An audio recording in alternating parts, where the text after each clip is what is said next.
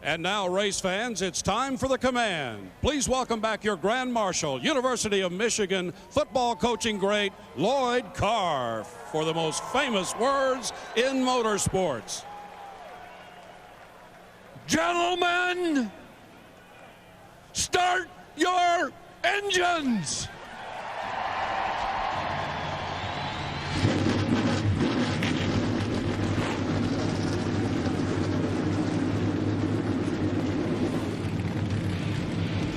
Somebody give Lloyd Carr a whistle.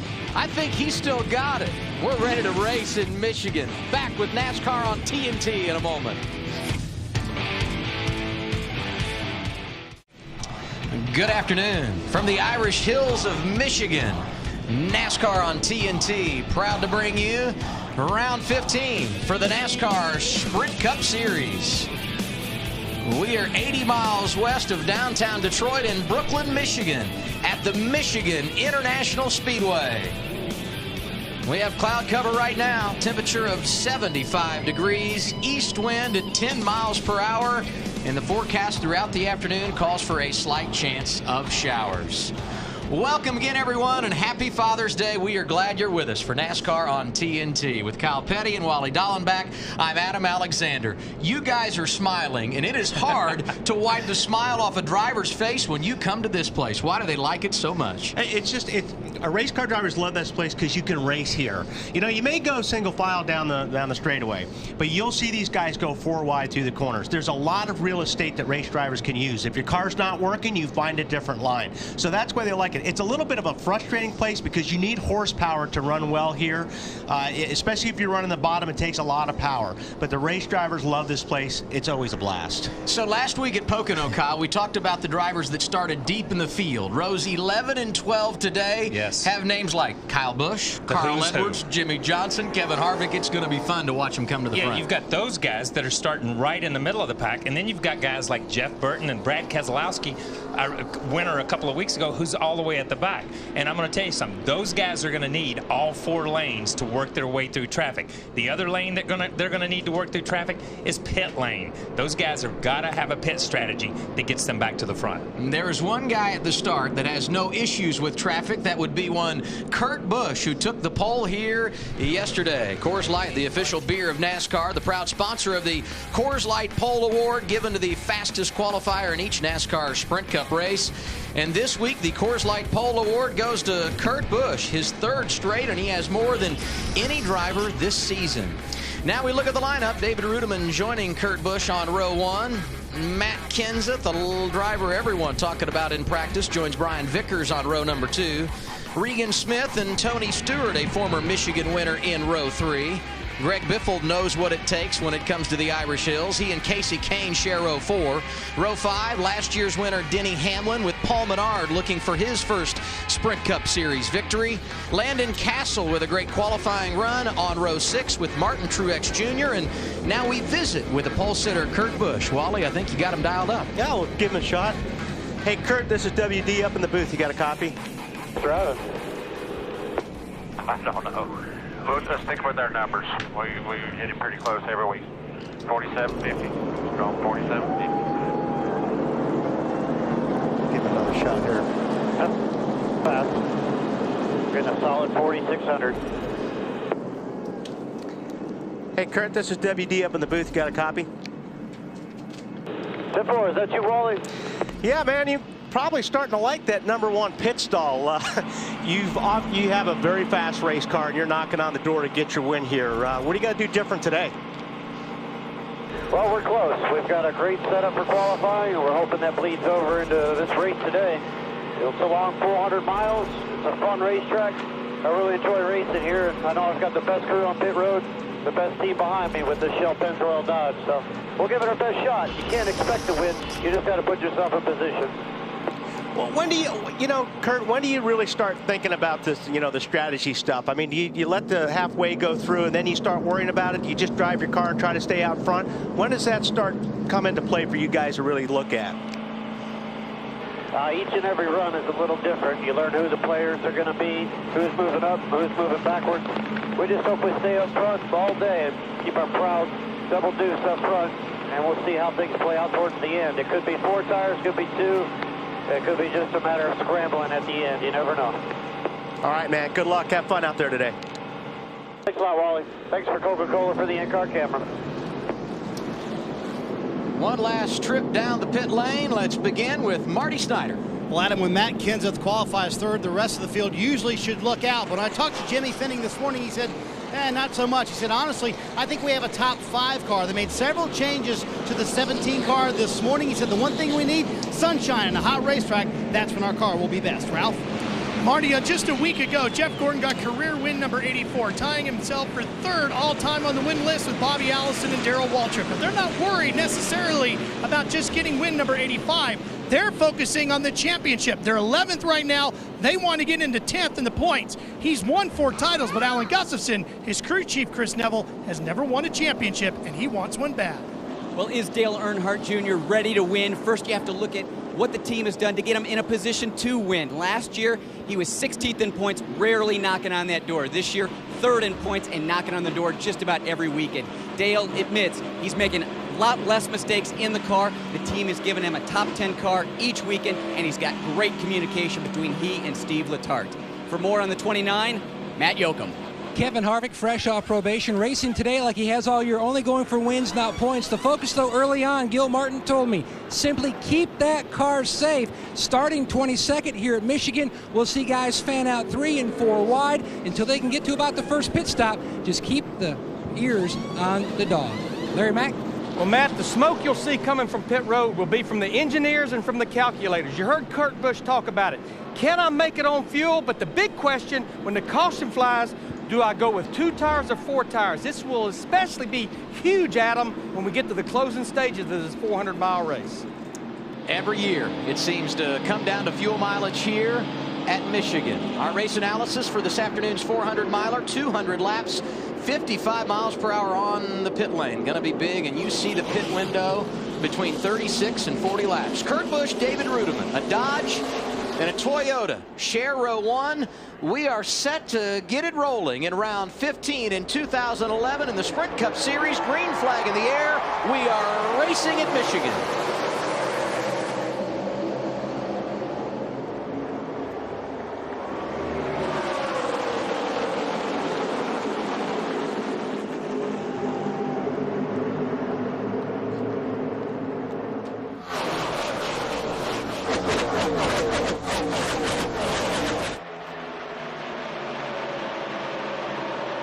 Doesn't take him long to get 3 wide here. Kurt Busch in front of David Rudiman, and he grabs the top spot.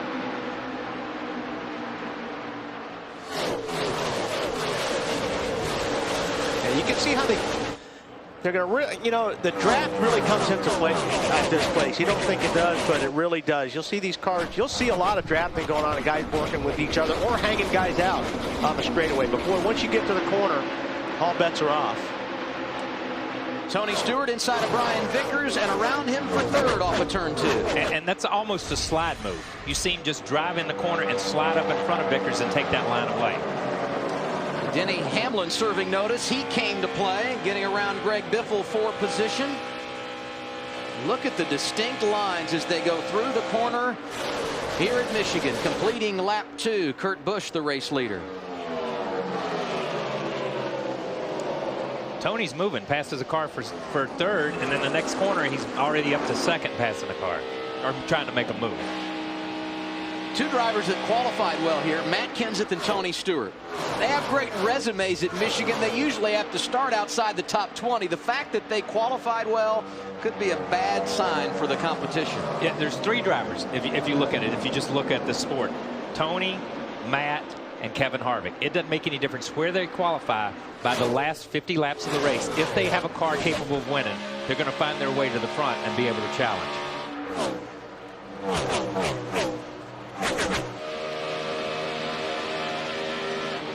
What, Kurt Busch has just set sail. It's like he's just still running qualifying laps compared to everybody else right now. Denny Hamlin doing a nice job as well. He won this race last year, leading more than 120 laps. He's gone from 10th to 6th, and here are the guys that started back outside the top 20. Jimmy Johnson and Kyle Busch going at it for position.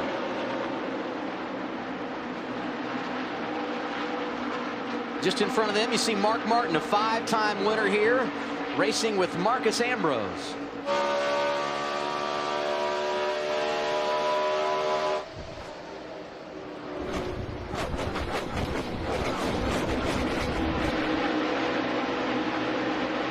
And you see these guys going to the corner. You saw Mark Martin going up on the high side and cut straight down to the bottom.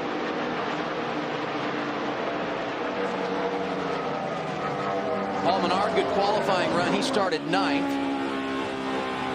And that's where he rides on track right now.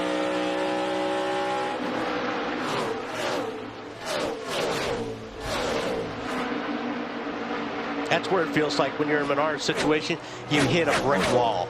You know, you get a run on a guy, you pull up next to him, unless you have somebody right behind you or in front of you on that draft, it really feels like a parachute just went out the back of your car. It really does. And as we watch this move for second place, as you guys at home watch this race today, the guys that run low really make good ground getting in the corner. They can dive right past the guy.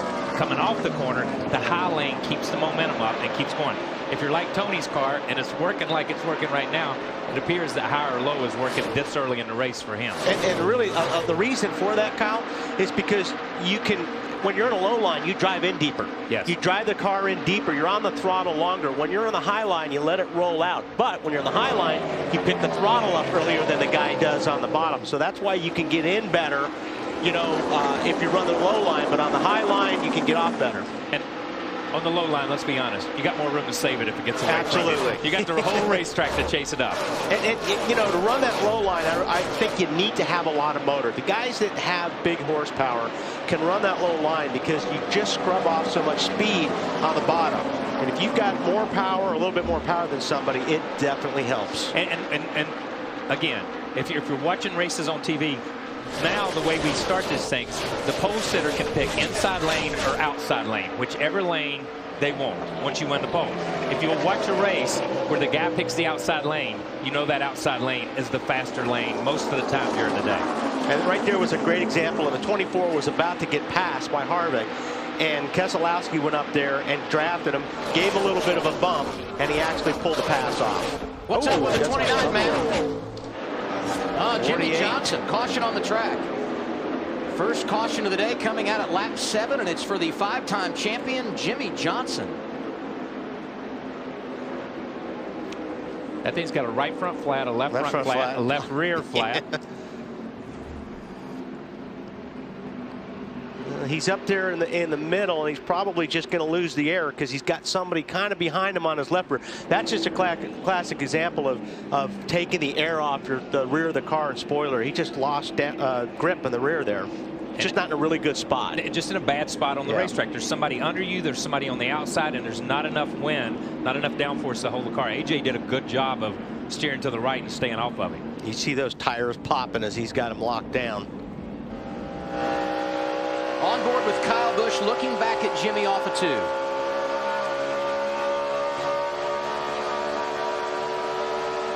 It's like that thing wiggled a little bit, and when he went to correct it, it had already stepped out enough.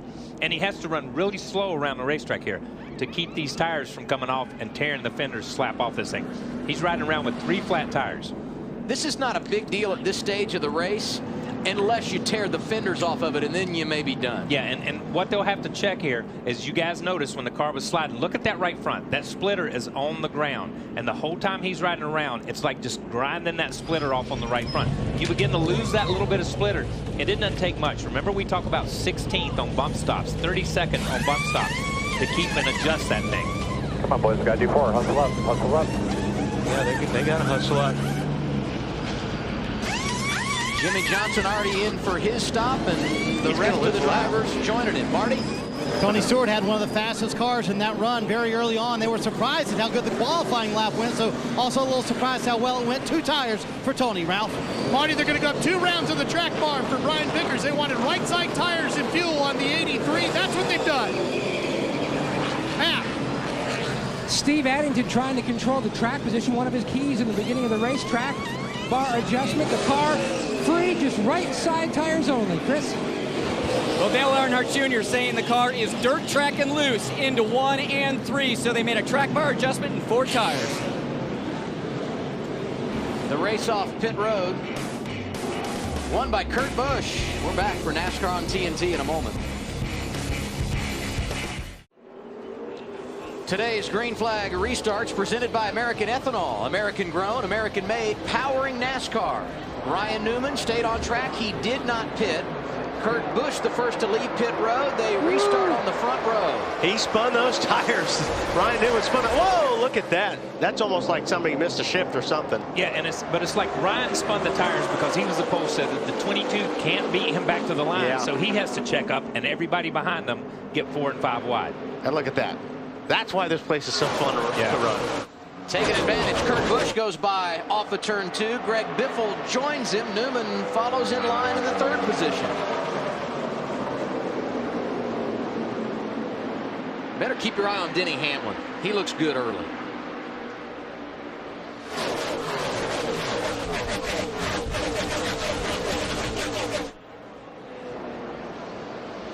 And you talk about Hamlin, and there's Paul Menard down under him. Paul Menard has had some races this year that you look at and you say, there before a break or two, this is a new winner in victory lane. And he had a great race yesterday. I felt like he did in the nationwide race. Greg Biffle looking inside at Kurt Busch for the race lead. Into turn 3. Now we should point out, unless I missed it, Jimmy Johnson is a lap down. So he's just got to hang to get the lucky dog if a caution comes out. Jimmy Johnson not the only one having early problems. David Reagan made a couple of pit stops under caution. And look at Dale Jr. Well, Dale Jr. had to get out of the way. That 51 car, Castle, was coming out, so Jr. was avoiding that. And the 6 just run into him a little bit. And a little bit is not good here because aero is so important here. I mean, if you just, Kyle was talking about 30 seconds, and all those are very, very small numbers, but they mean a lot when it comes to running around this racetrack as far as downforce goes. And the funny part is, Wally, like you talk about pit road and you talk about that part of it, we see these guys, they come straight out of their pit box and go to the outside lane. You block on the racetrack, you block on pit road too, and that's what you're taught to do. And those guys just ran out of room. What are they saying in the 48 camp, Marty? Well, until they get a caution at him, it's going to be a rough going here for Jimmy Johnson. He has no front sway bar on that 48 car. They did rub it off. It did break when they went around on the flat tires coming around. So Chad Knaus, you see the left side of your screen, Ron Malik, the car chief, is fabricating one to go back on the car, but they need a caution to do that. Certainly not something you can do under green or they'll go down more than 1 lap, but something you could fix under caution. So Jimmy Johnson will have his hands full trying to keep that 48 just off the wall for the moment. Yeah, you're right, Marty, because you know what? I mean, the new tires will mask that for a little while. The problem here with Michigan is we have a tendency to go green for a long time, and he can put another lap down in no time. And no time at all. And we talk about the front bar. They run a rear bar too. Larry, when they showed a photo of the sway bar arm itself, or showed a picture of the sway bar arm itself, explain what it does when it grinds that off and what it does to the car. Yeah, I mean, that's going to be huge because you've already talked about how important it is to keep that splitter nice and flat and right against the racetrack. They run so soft, the front springs in the front of this car. That sway bar is what keeps that car nice and level. He's going to feel like he's driving a car that's rolling over 8 inches on the right front without that sway bar hooked up. Yeah, again, it doesn't sound like much, but you're talking about a second or 2 seconds a lap slower than what it would if you had that thing hooked up. That's how much of a difference it makes on the handle of the race car, and you're hanging on to that. Yeah, and these cars aren't designed anymore to roll. They don't have a lot of body roll in them. They run a front bar, as we see the 83 and of Brian Vickers and Ryan Newman racing for 3rd place. They're not designed to roll over. They run rear bars now. We talked to Greg Biffle the other day. You try to run a solid platform, and when you lose one of those braces, which is the sway bar, an anti-sway bar, let's call it that, because that's what it is. It keeps the car from rolling, and it allows the car to roll over. Totally changes everything. Greg Biffle, no stranger to success when it comes to Michigan International Speedway. He got the lead away from Kurt Busch, and he's pulling away.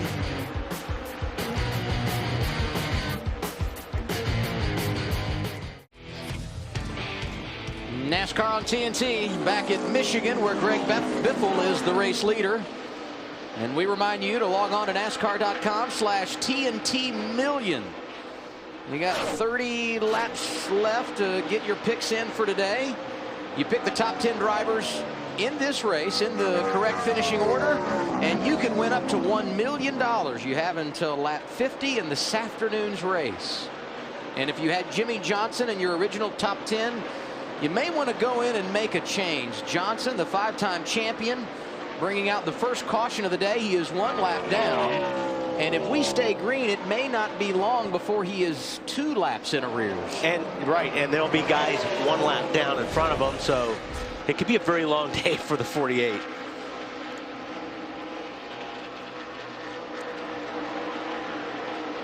Carl Edwards, a 2-time winner here, the point leader entering, has worked his way from outside the top 20 into the top 10, as has Kyle Busch. Kyle running 8th right now. Paul Menard looks very impressive. 3rd is where he is in the running order, Matt. And if you're debating about whether to put Paul in your $1 Million Fan Challenge, I'd go ahead and do it, judging by what he's saying about the race car. 26 laps left, though, to decide. He says the car a tick on the free side. They went right side tires only, which should help tighten the race car up. But also the sun has really come out. That should make the racetrack even slicker.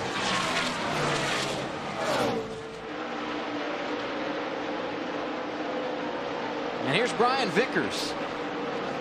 He's also been good at Michigan over the years. And well, if you'd like to see him win, you could go 2 for 2. You had Gordon last week. I told you. And you picked Vickers today. I'm out of here. I'd never have to see you again.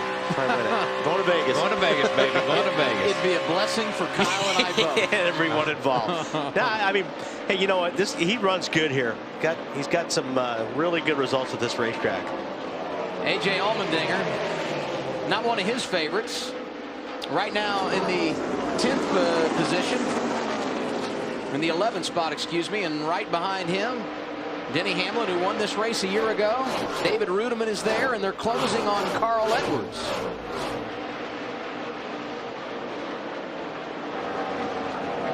You know, it was interesting the other day talking to Biffle, where and Biffle said that we don't do a good job, meaning in the media and sitting here in this booth, of explaining to the fans and the fans that are listening that there's something happening every lap, that you're catching the guy in front of you, you look in the mirror, the guy in front of you is catching you, whatever it may be, that every single lap these guys run are different. They may all look the same, and it may all look like they're all running together, but they're all, there's something happening every lap. And he talks about how exciting this racetrack is for him because there's so many groups. Yellow, turn 3, watch for oil. Second caution of the day. Ooh, Jimmy Johnson's going to be very happy about that. He is, because Regan Smith, who was running right in front of the race leader Greg Biffle, he stayed on the lead lap. Jimmy Johnson will receive the free pass, and this caution coming out because Robbie Gordon in the 7 popped the wall.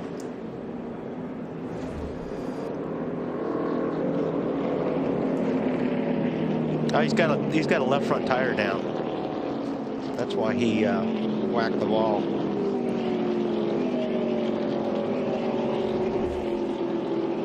See the damage on the right side of his Dodge, and did a good job, because that's really not a lot of damage to one of these cars. These are pretty tough old race cars, the new car that they run.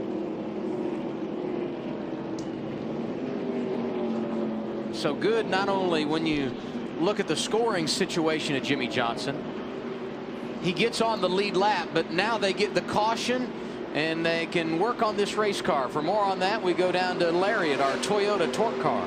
Adam, I want to follow up on the Jimmy Johnson situation with the front sway bar, the front anti-roll bar. It's hooked to the left front like I'm showing here, and it's hooked to the right front. And this bar goes through a tube, and you can see it splined. What they're going to have to do is they're going to have to take this heim joint loose because it hooks to this A-arm right here and take the arm off the sway bar. But the problem is it's splined and it's timed. That's what's going to take a lot of time. It's going to be very borderline doing that without losing another lap. And that is tough because, as Larry said, it's timed. And what he means by time is there's almost a key where there's a lot of little ridges in it, but there's one area that has to go in the same place every single time. So when they throw that bar up there, they've got to pull it off. When they throw that bar up there to hook it up, they have to make sure everything's in the right place. They're on pit road. Marty Snyder. Matt Kenseth hits pit road very early. It's funny, on Friday the car was too tight. Today it's a little bit too loose. They're going to do air pressure and also the wedge adjustment, trying to tighten that car back up, Ralph. Sliding the right front a little bit, but outside of that, Craig Biffle really likes the balance of the number 16, so they're just going to put 4 tires of fuel on it, Matt Yoakum. Instead of your screen Poland or Kurt Busch, as the car has significantly gotten looser, they're going to back up the track bar adjustment they made on that first stop. Go 4 tires and an air pressure change, Chris. Well, Ryan Newman qualified 13th. He's worked his way up into the top 10, but right now he's saying the car is tight all the way through. They're going to take half a round of wedge out of the car, 4 tires and fuel. Greg Biffle, the leader when the caution came out. 4 tires. The pit crew delivers. He's the first off the pit lane. Vickers up a couple of positions.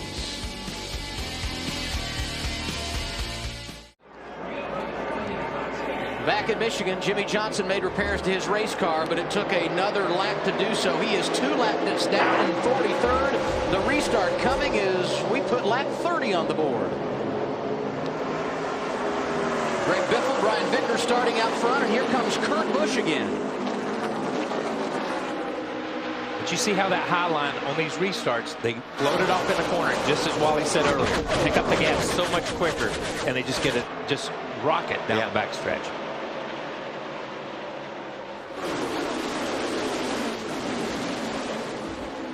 Don't you hate it when somebody gets underneath you and puts you in the middle on the restart? Oh, yeah. Worst in the world. A couple guys I'm watching right there is like, oh, I'm on the bottom. Nope, I'm in the middle. Brian Vickers started up front and stayed there, and right behind him, a driver on the move, Kyle Busch, and his teammate Denny Hamlin stepping out of line, going for a position inside of Martin Truex Jr.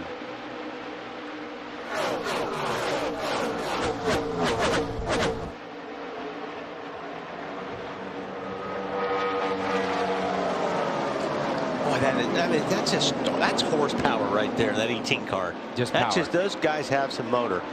And you see he jets off in the corner, but that 83 car wants to come back on the outside, but the thing is just free enough that he has to work it up off the corner.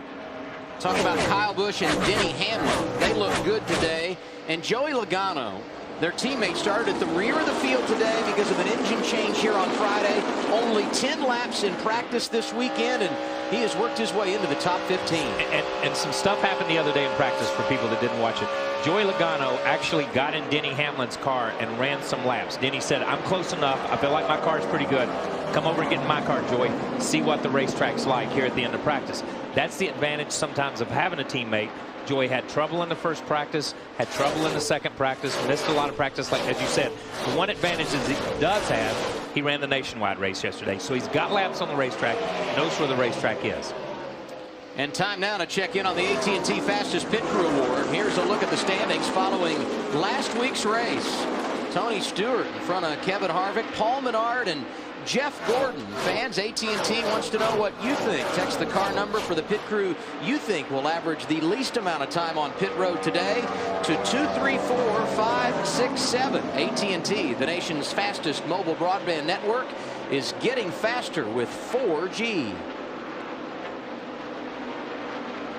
Last time Dale Earnhardt Jr. won a race right here at Michigan.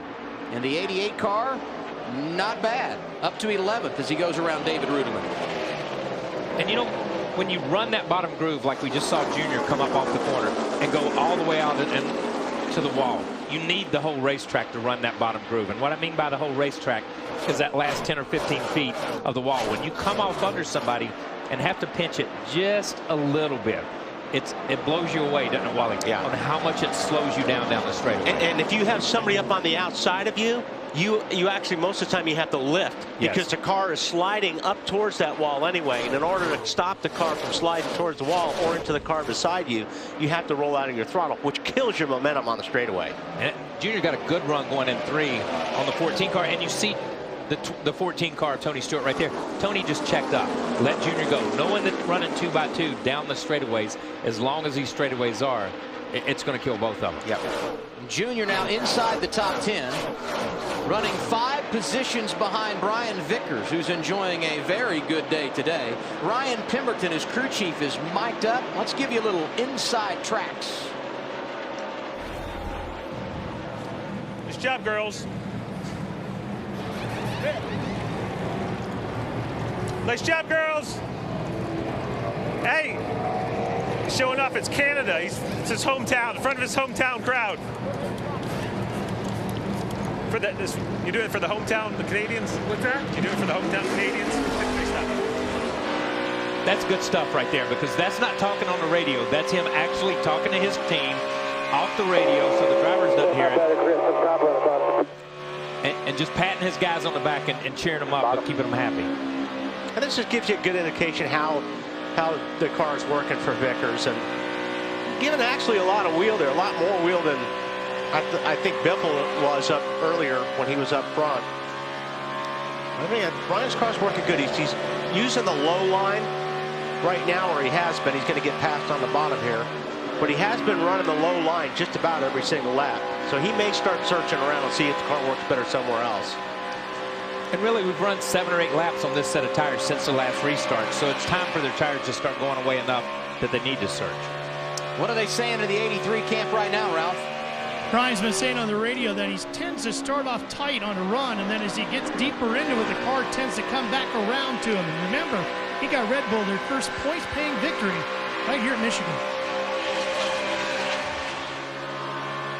38 laps in, and Ryan Newman and Vickers, 2 former Michigan winners, going at it for a position inside the top 5. They're racing for 5th, and lurking right behind Mr. Michigan himself, Carl Edwards, right now in the 7th position. Right about 9,200 RPMs. He's turning this thing down at the end of the straightaway. Right there, you see the tachometer right there.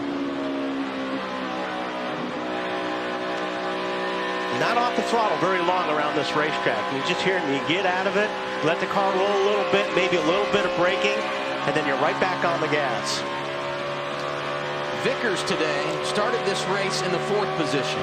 Qualifying right behind him in 5th, Regan Smith. He had an issue on pit road with Dave Blaney in the opening cycle of pit stops, and Regan trying to battle his way back. He's now scored 26th, 11 seconds behind the race leader. A tough break for this team. I just want to go back to that shot. Just as we were going off that shot, you saw Brian Vickers grab and turn a knob. And what that was his brake bias. So he's changing his brake bias because that little bit of a brake that he's hitting going to the corner, he's trying to help whatever the car is doing. So if it's a little bit tight, if it's pushing, he's probably putting more rear brake in it, which is going to help the car turn a little bit. Greg Biffle, he doesn't need any help. His advantage, 1.1 seconds over the field.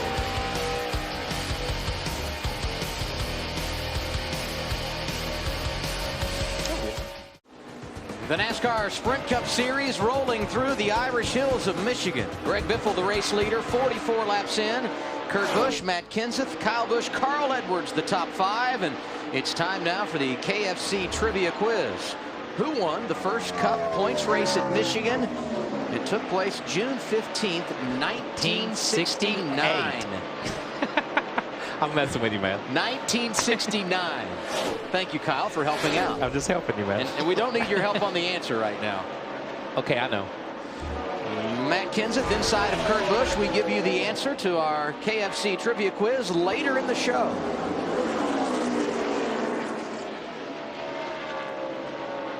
Talked earlier about the fact that Matt Kenseth qualified great here, so he would be a threat.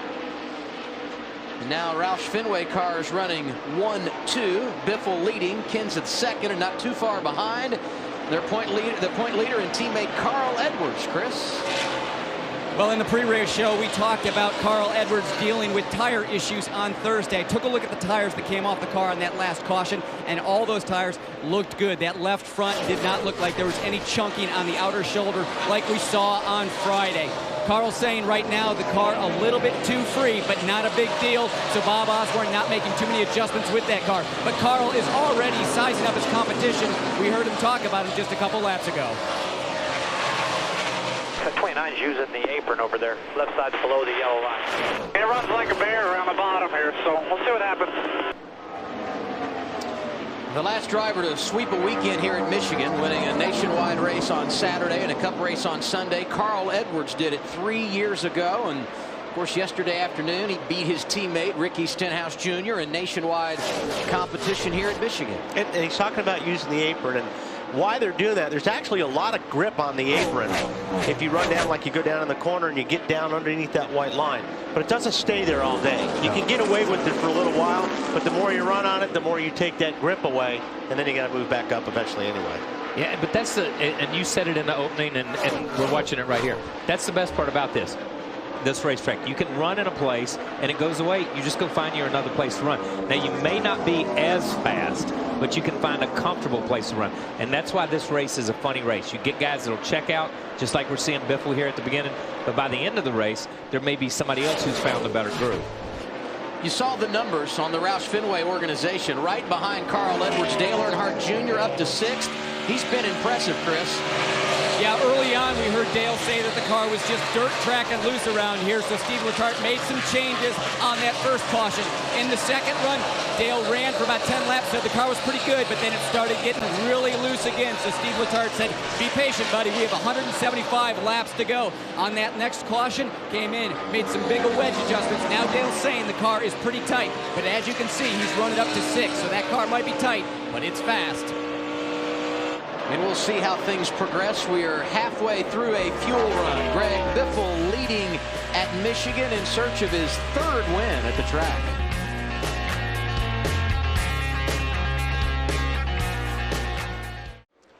NASCAR.com's ultimate tailgating vehicle is presented in part by Coors Light. Go to NASCAR.com/UTV and enter for a chance to win this tricked out tailgate machine and find out where it will travel this summer. Visit NASCAR.com/UTV and get started. I saw it yesterday. It is as advertised. An impressive machine. Hey, you were living in it for a while, weren't you? Yeah, may still be living in it tonight. You know what I mean? I may just go straight. Look, couple of refrigerators, couple of taps, 3 TVs, plasma screen TVs, nice little bathroom, nice 3 little plasma screen TVs. Yes, they got it going on, dude. Yeah, very nice. You can watch it all. You can watch not only the Cup race, you could watch the ARCA race on it. I'm in. I'm in too. So the fans have voted at NASCAR.com/power rankings, and today's Pizza Hut fan favorite driver is Dale Earnhardt Jr. And we will keep an eye on the 88 all afternoon long. And for all you Dale Jr. fans, he was great early in the run, worked his way to 6th after starting outside the top 10 today. But while we were away, Brian Vickers drove by. The 88 currently scored in the 7th position. And the bottom line is, if you're going to be good at Michigan, you have to have it, not on the short run, on the long run. More on the long runs, because you run so long under green flags here. So you want your car to be really, really good on that last 10 laps before a pit stop. And I'm not sure that he's dropping back or if he's looking for another line. He's been running so low, and now he's moved to the top. How about a new leader? Matt Kenseth was reeling in his teammate, and now he has gone by. Greg Biffle kicked back to 2nd. Kenseth, the new man out front, Marty. Yes, indeed, and he did ask Greg Biffle on the radio, can I lead a lap? And then the spotter, Mike Callowell, said, just pass him and lead a lap anyway. I think the 17 a little bit faster here in this section of the run than Matt Kenseth, or than Greg Biffle, but you'll see him maybe give the lead back here to his teammate. He sure did. Nothing like teamwork and bonus points, right? Matt goes up and gets a point for leading a lap, and now he settles back into the 2nd position. A win would go a long way for Greg Biffle today. Clear by 10 in the 22. Yeah, we got it off here. Biffle with a victory would put himself in a much better position when you look at the chase standings. He enters today's race 14th without a victory. And Ralph? Well, there was another reason why Biffle wanted him to go around as well. He had a little trash on the grill, and so by getting Kenseth around the front, changes that airflow in the front of the car, helps kind of suck that paper out of there. And as you guys know, Wally and Kyle, there can be a lot of trash floating in the air here in Michigan.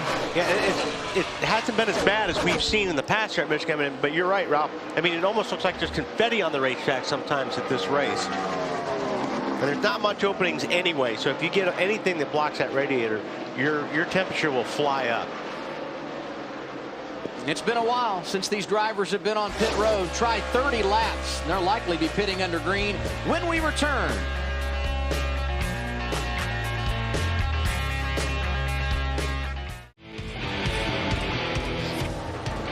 Green flag pit stops underway at Michigan. Let's go to Matt Yoakum. No change than the last stop for Kyle Busch. He felt like they might have lost the handle of the racetrack as it continued to change. Air pressure change on this stop. The car was both tight and loose. Busch the elder, his brother, the double deuce.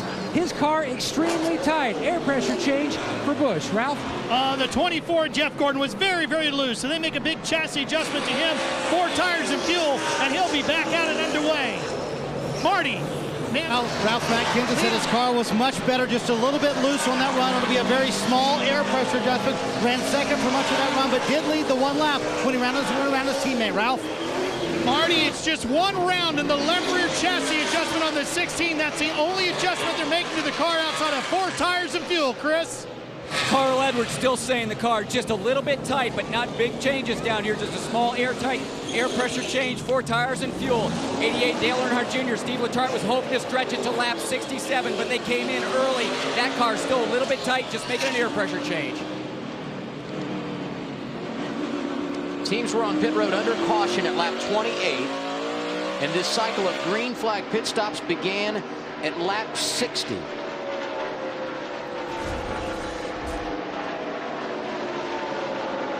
Well, listen, to get a good read on what you are using this last run is probably the best gauge that they've seen as far as what they need on fuel mileage. Yeah, and it's today. Yeah. Today, it is. You know, I think you all come into a race thinking this is what I can do, this is what I can get. We've seen guys run and lead, as we see the 18 and the 17 race here right behind. The 18 had a great pit stop to make up that much ground on these guys. How many times have we seen that this year? He is a great driver on his in lap and his out lap to be able to make up that time in that space. Not necessarily on pit road always, but the pit crew is always there and always solid. But Kyle Busch gets in and out as good as anybody else on the lap, on the racetrack. Not necessarily on pit road.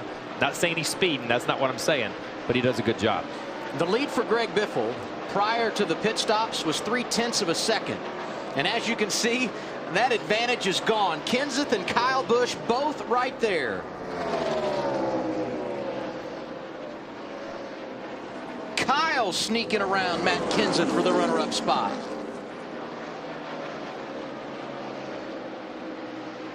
This is something we saw here a lot a year ago. Guys battling for position, and it may change lap after lap, but you just can't get away from people here. Yeah, but Kyle's car looks like it, out of these 3 cars, his car looks like it's the best working everywhere. Where a couple of these guys are running this, they got to find a spot. Kyle can run in the bottom, he can run on the top, he can run right in the middle. I mean, his car right now, I think, is handling better than anybody up front. He picked up a ½ a second in that cycle of stops, as you see here. Right side even, a little quicker on the left side and also on the jack, and that's why Kyle Busch has worked his way into second in the running order. Yeah, but like Kyle said, a lot it has to do with cone to cone. Yes. You know, getting to the cone at pit entrance, and then once you get to the cone when you leave is getting back up to speed. That's where the time is made. Yeah, and what I mean by that, and for people, if you time the guy when he crosses the start-finish line, he runs around the racetrack green, comes down pit road, pits, goes back out and comes back to the green flag, or back to the start-finish line. That's an in and out lap, and that's where Kyle Busch is golden. Ralph? You know, a lot of that first quarter of the race also, guys, was about just finding out what the other guys were doing. As the conversations were going back and forth on the radio with Greg Biffle, he wanted to know a lot of where the other guys were running, how they were doing on the stopwatch. That also played out with crew chief Greg Irwin, who before the previous stop said, you know what, we've learned from our mistakes in the past. Let's not make any big adjustments to the car. Let's put 4 tires on it for the first time and see what she does. So that first fourth of the race was a lot of data acquisition, if you will, for the brains of the crew chief and the driver. Now they kind of have a bit of an idea of what they got and what they can play with, and they also know a little bit more about their competition as well. And the other thing that may help them in that category today, we've got a lot of cloud cover. So the track should stay fairly consistent, which always helps. Yes, it does, because when the sun comes out of this place, you lose grip. I mean, you may have been running the bottom line, but when that sun comes out, you may start at the bottom, but you're up against a wall just because the car's sliding that much. Yeah, and you know, when you're chasing the car and the competitors and the sun, you're in trouble. You know, you take one of those out a little bit sometimes, and it helps the total day. I think the sun being in really helps these guys. Greg Biffle goes around David Gilliland, putting him a lap down. So it's Father's Day on TNT. Tonight, join the resistance from executive producer Steven Spielberg and DreamWorks Television, Falling Skies, a 2-hour season premiere tonight, 9/8 Central, only on TNT. If Steven Spielberg is involved, you know it will be good. Kenseth taking a look. He drives the car in deep. Now, if he can slide up there, he would have pulled off the pass on the 18. But see, now the 18's making a run. He still may be able to squeeze in there. Yep, he does it. And I'll tell you, that's another guy, as far as what you were talking about, what Kyle Busch is good at, Kyle, as far as getting in and getting back up to speed. Kenseth is one of the best, too. Yes, he is. Yes, he is. And it's deceptive. You don't notice it until you get everybody back on the racetrack, and you're like, oh, my God, where'd that guy come from? Yeah. They go around the lap car of Mike Bliss, who right now is 31st, Marty. And guys, Jimmy Finning just radioed to Matt Kenseth. We did not get it full on the last stop. Get all you can get right now. Matt not very happy in the race car, but certainly pushing the button a little bit harder to get as much ground as he can here early in the run, because they will have to stop early, and that's compounded by the fact that the Fords don't get great fuel mileage in the first place, so they'll have to stop really short on the next stop for the 17. And that's just something today, guys, that they're going to, if they have to take an extra second or two, and you watch the reaction, he knows he didn't get enough fuel in that car. If you've got to take an extra second or two today, it's as important as it was last weekend at Pocono. You know, you give it up now, because if you have to come back in because you've shortchanged yourself, Larry, you have just messed your whole race up. But you know, it's amazing. I watched the same thing happen to Matt Kenseth and his crew when he won Texas 2 or 3 months ago. But here's what will happen. They will short pit because they have to pit for fuel. They'll get those 4 fresh tires, and they're going to call everyone else's hands. Everyone else will have to come down pit road and short pit, because you're going to be given almost 2 seconds a lap up to those fresh tires. Saw the same thing happen at Texas back in the spring. Those tires have fallen off this much here at this racetrack, Larry? They are falling off quite a bit. I think that's the reason that we're seeing people not even think about going with just 2 tires. 4 tires, caution no matter what. Well, when Matt Kenseth makes his next pit stop, he may be doing it from the race lead. He drove around his teammate like he was tied to a post. Kenseth out front at Michigan.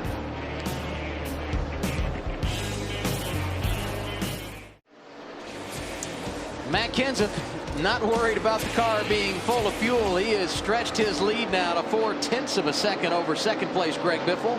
Kyle Busch, Kurt Busch, Carl Edwards inside the top 5. And now we take an inside look at what's happening now in the NASCAR Sprint Cup Series, brought to you by Sprint and Evo 4G, America's first 4G phone.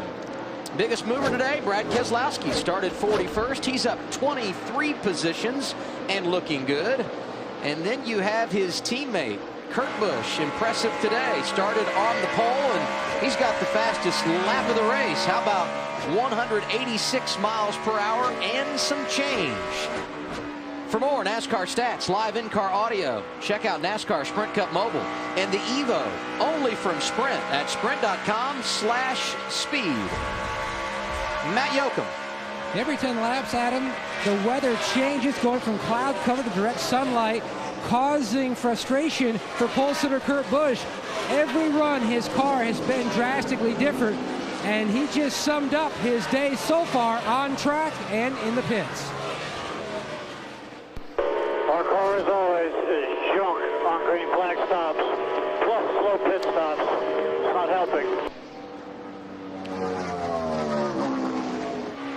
Well, I tell you, I hope the sun doesn't really come out, because then he's really going to think, I mean, you know, you're coming out, but it hasn't stayed out for very long. The car looks like it's awfully loose right there. Watch him the last lap. Brian Vickers, good qualifying run today, and a credit to Ryan Pemberton, Brian, and that whole team. They have stayed in the top 10. Vickers scored 8th right now and going around Dale Earnhardt Jr. for 7th, and Kevin Harvick coming with him. Every time there's a caution, every time there's a green flag stop, that 29 moves up 2, 1 or 2 positions right in that area. And I mean, this has been their MO for the last 2 years. We haven't even talked about Kevin except from pre-race, and he just hovered around 21 or 22. Pit stop under that first caution really moved him up about 10 or 12 positions. There were 4 guys we talked about prior to the race that started outside the top 20. Harvick, one of them, and as we just documented, he's inside the top 10. Carl Edwards up there in 5th. Kyle Busch has worked his way to 3rd, and the only one of that group that has not been able to make any movement, Jimmy Johnson, an early spin for the defending series champ. Right now he's 36, 2 laps down. Yeah, it's going to be a long day for Jimmy. I don't think he's going to be able to make that one up. There's too many other guys going a lap down right now. Fans want more TNT coverage? The Coca-Cola in-car camera on Race Buddy lets you ride shotgun with the Coca-Cola Racing family of drivers. Check it out on NASCAR.com's Race Buddy now. You're riding here with Greg Biffle.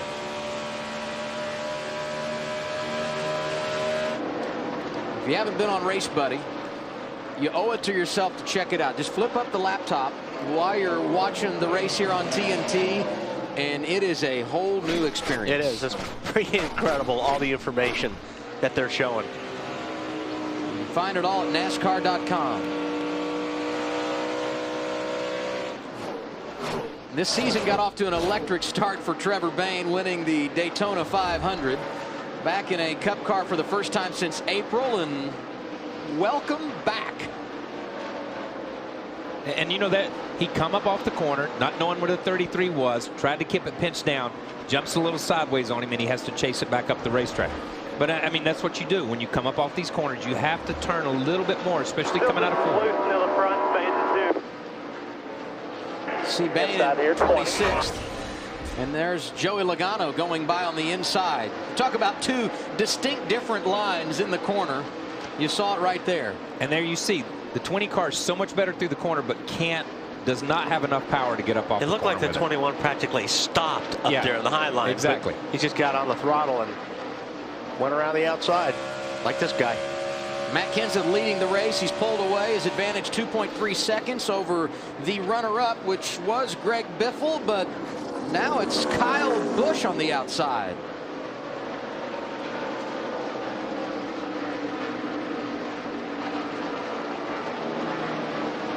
Kyle's car looks awfully good. So we've completed 83 of 200 laps at Michigan, and Matt Kenseth likes what is happening. He is out front this afternoon.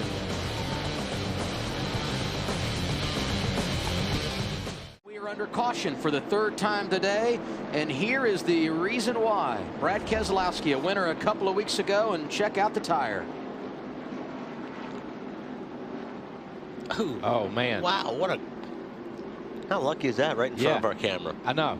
That's not manned. You just saw that little puff.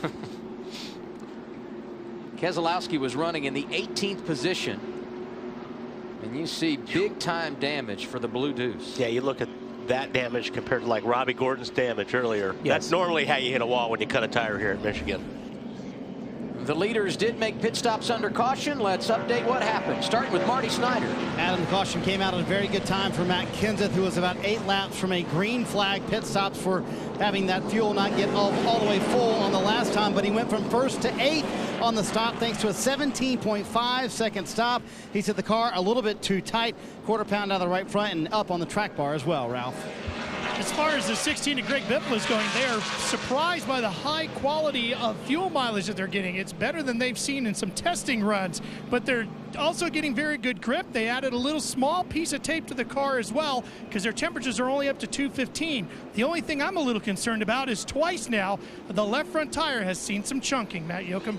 Now the sun is back out, the track getting slicker per Kyle Busch. Slight air pressure change. They shuffle pressures in the back, trying to get his race car tighter. He'll restart second, Chris. Well, sometimes it's better to be lucky than good. Just as the caution came out, Carl Edwards said, hey, I think I've got a left rear tire coming down. As he came down pit lane, that left rear was definitely flat, but he said the car is really good. Slight wedge adjustment, also 1 pound of air in a good left rear tire. Larry? Well, I was watching Matt Kenseth's pit stop that time, and we know he came in running right at the front, and he fell all the way back to 9th. If you compare him to his teammate, Greg Biffle, I saw a lot of trouble on the right front. 3.5 seconds, and that's what's cost him from basically going from the lead almost outside the top 10 back in 9th. And Larry, he's not the only one that had problems. Dale Earnhardt Jr. running inside the top 10. lost 11 spots, and he is now 19th. Larry, here is Matt on pit road a moment ago. Yeah, this is Justin Nottestad, the front tire changer, and you'll see right there, he's going to drop a lug nut, and he had to pick it back up and put it on there because you can't leave your pit box until all 5 lug nuts are in contact. You can see the frustration on Jimmy Finning, the crew chief. That's 2 stops in a row, not full of fuel a while ago, and now big troubles on the right front, but they got a fast race car. So the bad news, you've had issues. The good news, you're still in the top 10, Wally. Yeah, it's frustrating when you give those spots away on pit lane because it's so hard to pass guys on the racetrack. Yeah. You know, you don't really ask anything from your crew other than just don't lose me any spots. Yeah. I don't care about gaining spots. Just don't lose any spots. I know you guys are excited about what's coming next week. NASCAR on TNT, heading out west to Sonoma. Coverage begins 2 p.m. Eastern time with Countdown to Green delivered by Pizza Hut, followed by the Toyota Save Mark 350. And now we answer today's KFC trivia quiz. The question, who won the first Cup points race at Michigan? June 15th, 1969, Kyle. The answer? Who is it? I know even the way he asked it. Who is it? Gotta be Richard. He's now a Hall of Famer. Cale Yarborough. Oh, Cale Yarborough. I didn't know it. I didn't know that. I don't know. Yes. One of his 8 Well, that was your victories time, here. Kyle. That was my time. I just turned like 60 right around that period of time. I'm like 100 now. And you know what? One of the first races they run up here, they tried to run a 600-miler. I want you to think about that. Greg Biffle, the race leader. Incredible. As we get set for the restart here, green goes in the air as we put back. Still inside, dead even.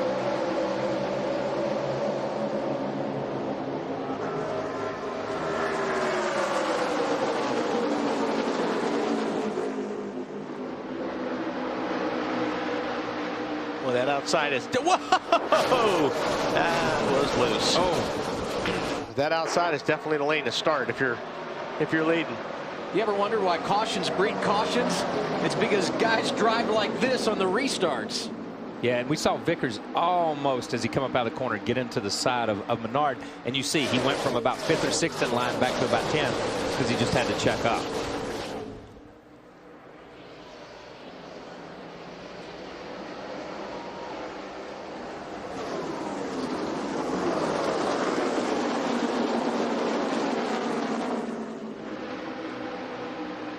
You guys to keep your eye on Kyle Busch, who was very fast under green prior to the pit stops. You see him closing in on Greg Biffle, the race leader. Matt Kenseth, who was also good prior to the caution coming out, but lost those positions on pit road. And Dale Earnhardt Jr. is outside the top 15. Here's Kyle Busch. Both those cars a little twitchy up off the corner. You saw the 16 that get a little tail happy there, and the 18 kind of push up of Kyle Busch.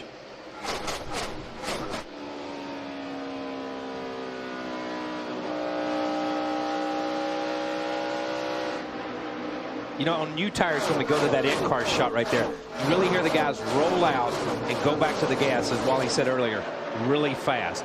And they're pretty much wide open. Right here, you're out of the gas right there.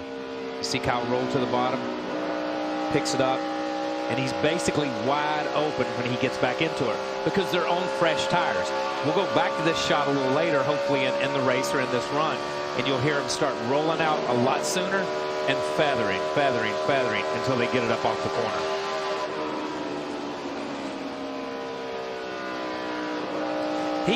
He's back in the gas before he gets to the halfway point of the corner. He gets back in the gas and gets on the gas and makes the fuel, or makes the gas and the steering wheel turn the car.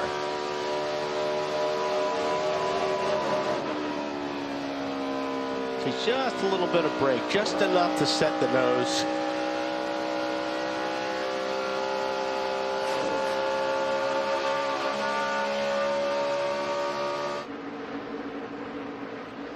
So Greg Biffle leading this race, Kyle Busch second. Older brother Kurt, the pole sitter today, running in the 3rd spot. And we go back outside the top 10. Martin Truex Jr. racing with Brian Vickers and Denny Hamlin for 13th. Now you heard him get in and go, like that. He didn't go back to the gas as hard as Kyle was Kyle's car was able to go back to the fuel.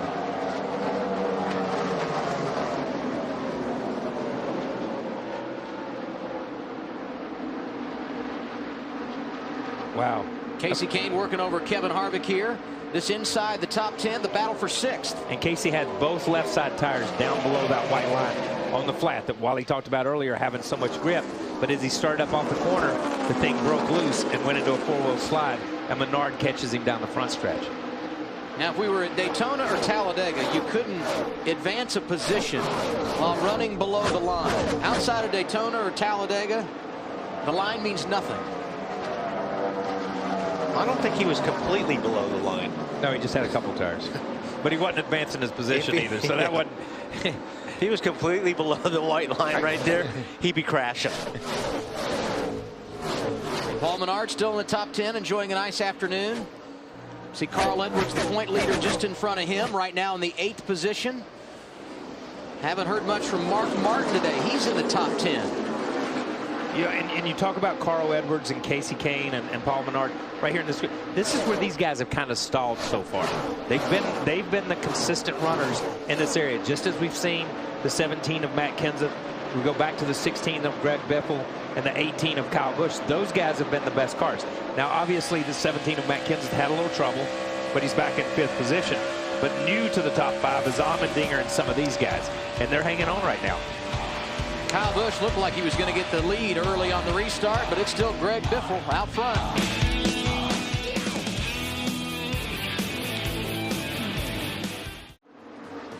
Welcome back to Michigan. 99 laps into this race. We've got a battle for the lead right now. Greg Biffle continues to lead this race. He has led a total of 68 laps this afternoon, but I'll tell you what, he has Kyle Busch breathing down his neck right now. Busch has climbed 22 spots.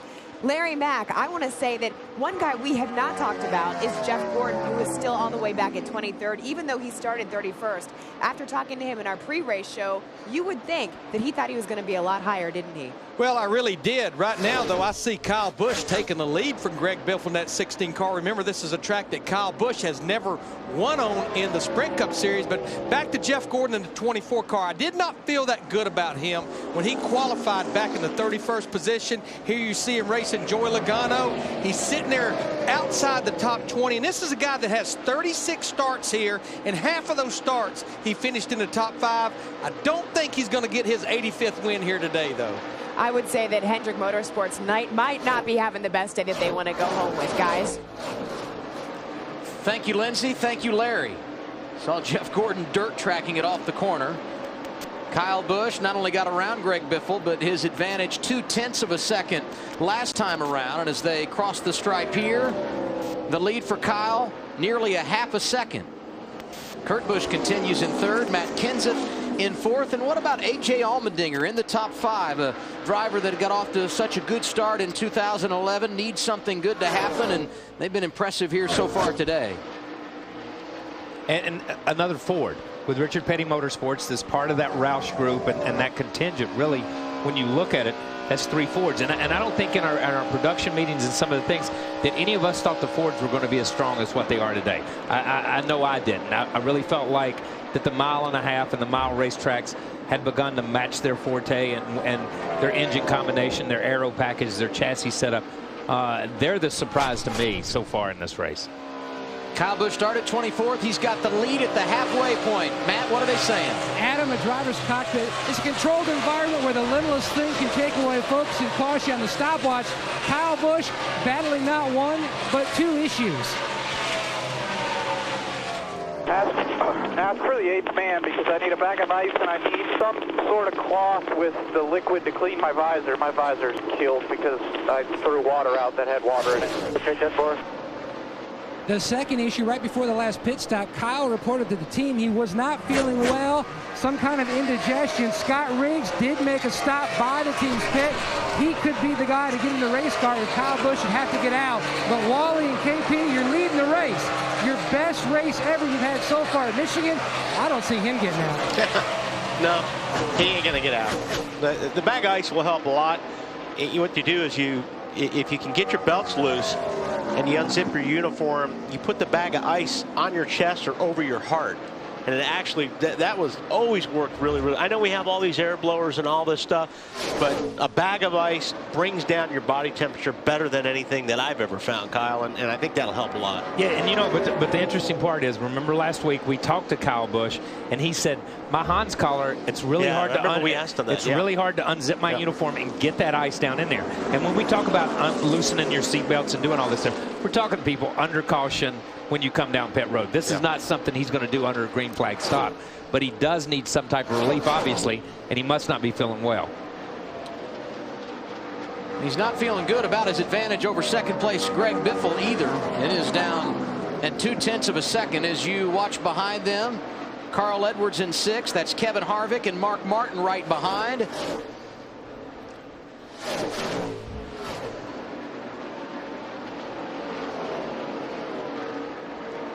Also should mention Matt Kenseth had those problems on pit road, restarted 8th. He's worked his way back to 4th. What about Mark Martin, Marty?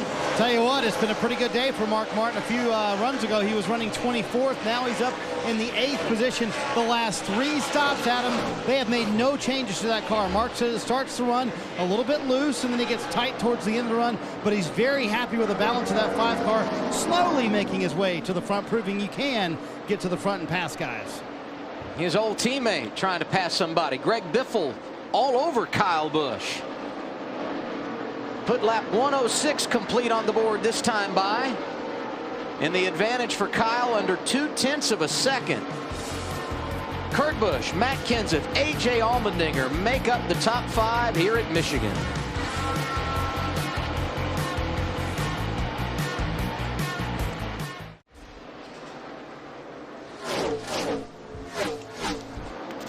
Kyle Busch, the race leader, nearly a half a second advantage over Greg Biffle, and here we are again, Larry, another green flag run. Yeah, I would say we will see some drivers hitting pit road in the next 6 to 8 to 10 laps, but regardless, it's still going to be a 2-stop race. I think we're going to have to get to lap 130 before you can actually feel halfway comfortable that you can make it on 1 stop from there. And that's figuring right now going about 35 laps a run, which honestly for some of these drivers I think is still borderline. A.J. Allmendinger continues his climb, was running 5th, but around Kurt Busch, he's now 4th. Time now for us to update you on what's happening throughout the field. We go through the field, brought to you by McDonald's. We begin with Matt Yoakum. And when you look at the importance of this run here at Michigan this day for Kyle Busch, look back to the past 4 races. He didn't finish better than 13th. Very solid run in the pits as well. He said the car was a little freer earlier, and he hasn't mentioned anything more about his health. Ralph? Well, things are really good for Greg Biffle right now. Even though he's running in second, he's very happy with the car. Just plodding along right now. They're getting excellent fuel mileage. They think they got something for the late stages of this race, Marty. In this run, Matt Kenseth has gone from 8th to 3rd, Ralph, and he told his guys after he came off pit road, we have to pick it up. We cannot afford to have another bad stop. When I talked to Matt about this weekend, he said, you look at the next 3 weeks, we must capitalize this week. Next week, it's my worst track, Daytona. You don't know what's going to happen, Chris. Well, A.J. Allmendinger has only had 3 top 10 runs this year, so he's looking for a good run today. And in 4th, he's got a strong run going, but they did drop a lug nut on pit lane early in the race, so he lost a lot of position. He's made it all the way back up to 4th. He's happy with the car, but he's looking for it to rotate a little bit more in the middle, so they're going to make a track bar adjustment on this next stop. Matt? Kurt Busch looking to capitalize on his pole here at MIS. The car, every run, has gotten freer and freer. Now he says the car is as loose as it has been all day. He just cannot lean on that right rear. Steve Addington looking at some significant adjustments on the next stop, Chris. Well, we saw all kinds of problems with that left front tire on Friday for Carl Edwards, but nothing today. Every time I check those tires when they come off the car, that left front looks good, where I've seen other tires up on down pit lane that have had some chunks missing. Carl Edwards saying all day long the car is pretty good, making small adjustments. Matt? And the guy who runs the Richard Petty, David Luke Pearson line the most here at Michigan, the 29 of Kevin Harvick, loves to rim ride up by the fence. The car this run, way too free.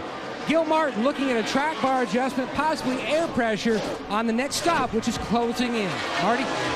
Matt, when I talked to Mark Martin about this weekend, he described it as a reset weekend. He said the last few weekends we've kind of dialed ourselves out. We came here just like Jeff Gordon this weekend and started basing our setup off of what they were doing.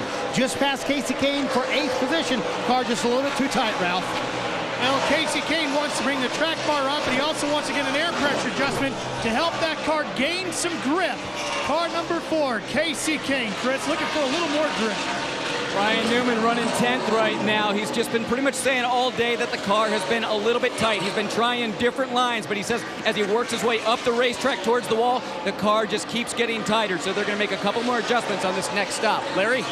Chris, I've been watching Denny Hamlin in the 11 car, who qualified back in the 10th position. Now we're looking at Joey Logano, his teammate, who's back in 23rd. But Denny Hamlin, another racetrack that they had circled on their calendar, because if you go back to last year with Denny Hamlin, he won here a year ago. He finished 2nd in August. Right now he's sitting back there in the 12th position. The irony is Kyle Busch and the 18 team look to the 11 team for help at Pocono and for help at Michigan. Kyle Busch finished 3rd last week. Oh, by the way, he's leading here now. It's good to have teammates. And Kyle Busch taking the knowledge and putting it to good use. His lead now over Greg Biffle. A little bit larger than a second. Matt Kenseth 2.6 seconds behind in 3rd. Allmendinger and Kurt Busch make up the top 5. The last time the leaders came down pit road at lap 85 and a cycle of green flag pit stops beginning. David Rudem in the first to hit pit road. Jamie McMurray will join him there under green. These stops at lap 117. If you want to know who struggles in the fuel mileage category, you see who are the first cars to make pit stops in a green flag cycle. These two are the first ones we saw in our first green flag trip earlier.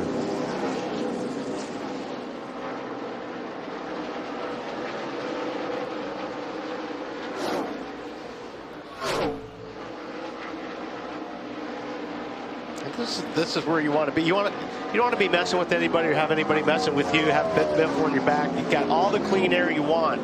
So you actually really start to back off a little bit here. You don't have to drive as hard. Kyle's just doing what he wants to do right now. Top 10 a week ago, led a bunch of laps. Juan Pablo Montoya. No that's such not luck today. Good. Wow, close to the wall. Yeah, they're gonna have when they get that jack around the other side. We'll see if there's enough clearance there. Yep. Montoya running outside the top 25 when he peeled off the track to make his green flag pit stop. The first of that lead bunch making his A.J. Allmendinger, Chris. Yeah, and A.J. Allmendinger has said he's been able to keep up with Matt Kenseth down in 1 and 2, but he's losing ground in 3 and 4, so they're going to make a track bar adjustment and try and get this car to rotate a little bit more in 3 and 4. 4 tires and fuel. Ralph? 4 tires and fuel, small chassis adjustment for the 9. They also took a tear off the windshield. Marcos Ambrose cleaned the grill. He's away.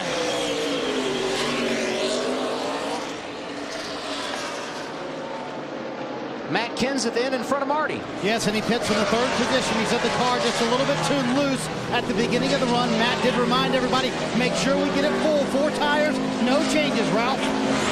Greg Biffle is in. They're taking a tear off the front windshield for his number 16 machine. 4 tires of fuel. They are extremely happy with this car.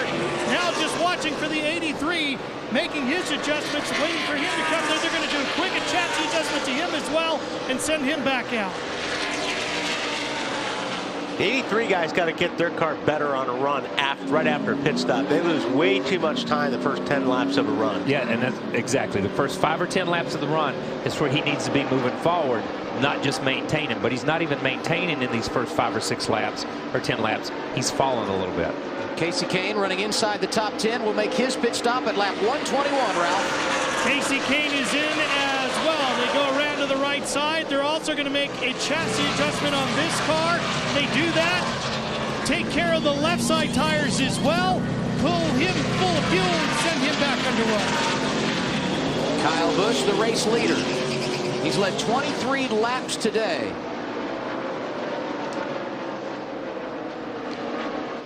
And he will come down pit road here at lap 122. brother Kurt also on pit road. Carl Edwards and Mark Martin are in. And a penalty for Martin Truex Jr., a missing lug nut as he made his stop. Let's follow the leader, Matt. And Kyle Busch slides to a stop in his pit box, feeling better after a water bottle with some antacid in at the last stop. The car a little too edgy everywhere. Chassis adjustment, Chris.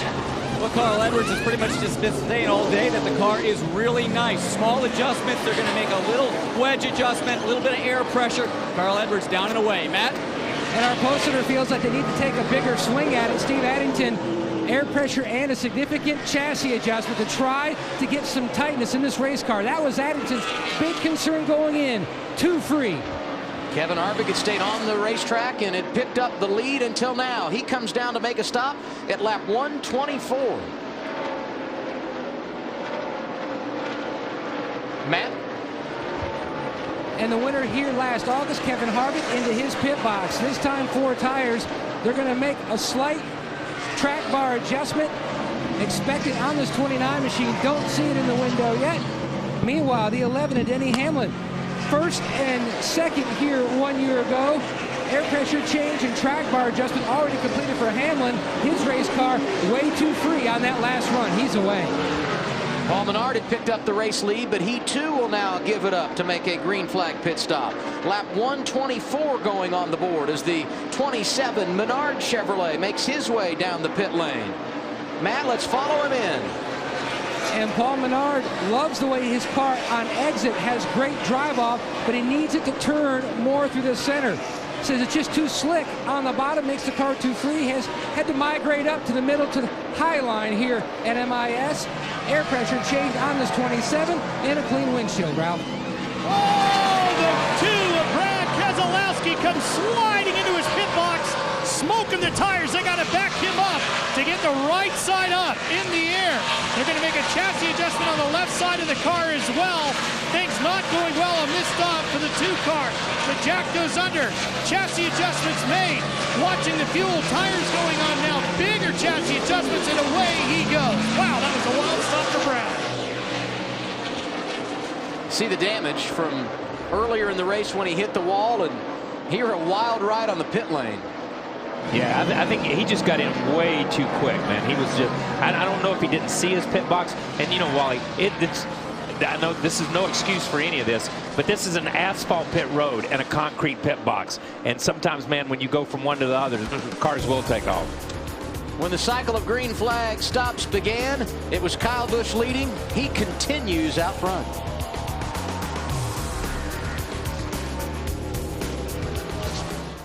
Time now to take an inside look at what's happening now in the NASCAR Sprint Cup Series, brought to you by Sprint and Evo 4G, America's first 4G phone.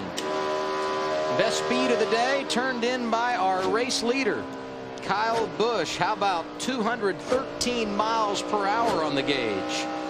And Greg Biffle dominated early.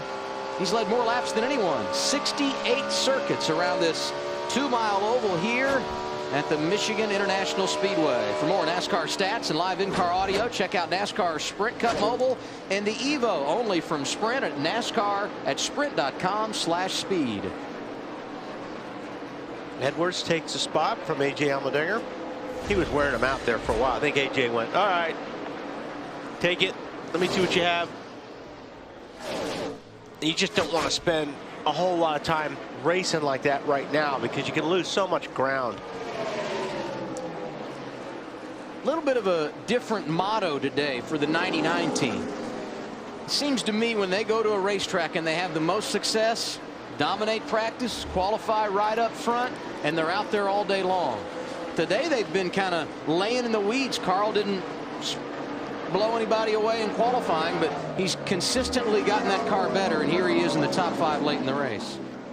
And you know, David Reagan back there in 17th. I mean, 4 cars inside the top 20, and you know, David's had a little mishap on pit road, had a little mishap in practice the other day, but they were one of the fastest cars, and the original practice here on Friday thought they had a shot at the pole. We all know how special this place is to Jack Roush. He certainly had one delivered to him nicely yesterday by Carl Edwards. Ricky Stenhouse Jr., a runner-up, making it a 1-2 finish, and As you saw, the Roush guys are good here again today. Don't forget, fans, you can win up to $1 million if you go on to NASCAR.com/TNT Million and enter the $1 Million Fan Challenge. Each week, NASCAR on TNT is on the air. You pick the top 10 drivers in correct finishing order, and you could win up to $1 million. Again, go to NASCAR.com/TNT Million. Kurt Busch on the pole today for the 3rd consecutive race. Right now, the double deuce scored in the 9th position. He's been on a roll lately, so let's eavesdrop a little bit here and hear what he had to say. I'm so pissed off right now I can't see straight. You and me both, man. We should have run away again and get loose itself. Ooh, it's Kurt having a meltdown on the radio. Ooh. It's always entertaining. It's always entertaining with Kurt Busch. I don't care. The funny part is, and it comes across a lot of times as just being a horse's rear end. But he wants to win so flippin' bad. I mean, he just can't control himself sometimes. And a minute ago he said he had one of the worst cars on the racetrack and he's running 3rd at the time. You know what I mean? But in his mind, it's not perfect. And those guys strive. He strives for it to be perfect. It's always, as Wally said, always an adventure with this crowd. We learned day one with Kurt Busch and Kyle Busch. There is one place you want to finish at a racetrack. Only one. And it's out front. Right now, Kyle is there.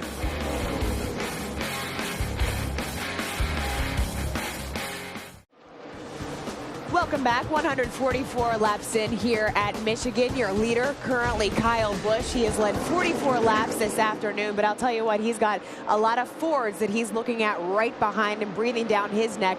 Larry Mack, we talk about fuel strategy so much in this race, but you're not just looking at those Roush Fords, are you? Well, I'm really not. And yeah, I look right now, we've got 4 Fords in the top 6. And of course, Ford has only won 1 race out of the last 7. But there's about 4 or 5 drivers that I'm going to keep a close watch on. Here's the story I want to set. We had a caution on lap 85, and everyone pitted there. When I look at 3 of the Childress cars, including Kevin Harvick in the 29, who's right now running in the 8th position, I'm going to also throw in, though, the Childress group. I'm going to throw Denny Hamlin in the 11 car that's running in the 10th spot. We're looking at him right now. Also, Paul Menard in the 27 car, who is running in the 11th spot. This last run, those drivers ran about 38 laps. If we see them, which would also include Clint Boyer in 33, if we see them go to lap 161 or 162, I think they're going to try to make this race on 1 more stop. I'd keep a close watch, and that's only about 14 or 15 laps from now. Larry Mack, you're talking about Denny Hamlin, currently 11th in points, but if you look back at Ford, they've got the most wins at MIS, 31 total. They haven't won here, though, in the last 4 Michigan races. Adam? Certainly a track you think of when it comes to Michigan and the Ford manufacturer, and they have delivered big time today and won here in nationwide competition yesterday. And while the last 35 laps or so has been dominated by Kyle Busch, you cannot ignore the man who is right behind him. Matt Kenseth is fast. Next Sunday, NASCAR on TNT goes west to Sonoma. Coverage begins at 2 p.m. Eastern Time with Countdown to Green delivered by Pizza Hut. It's followed by the Toyota Save Mart 350 right here on TNT. Right. Kenseth is coming. Making up a lot of ground on Kyle right there. He just seems the last part of a run. He just seems comes on, to come on those last 10 or 15 laps. We talk about Vickers struggling the first 10. Matt's one of the fastest cars on the racetrack the last 10. And a struggle for David Rudiman as well. He's in the garage, Marty. Well, qualifying went well. They started 2nd today, but not the end of the day that they wanted. They will get back out, but the problem is that he was driving along. At the end of every straightaway, he would lose fuel pressure. This is a spec engine from TRD. They brought one last week to Pocono. Clearly, it delivered a lot of horsepower this week at Michigan, but problems here in the race, losing fuel pressure. They're going to change the carburetor, also the cable from the fuel pump, trying to get this issue corrected for David Rudiman now. David Rudiman, 1 top 10 this season. It has not been a good year for the guys that are a part of that 00 team. Kyle Busch, the race leader, only a half a second in front of Matt Kenseth. We may have a battle for the lead when we return.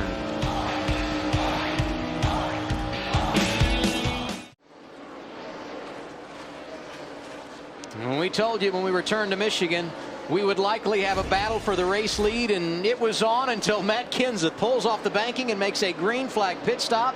It comes at lap 154.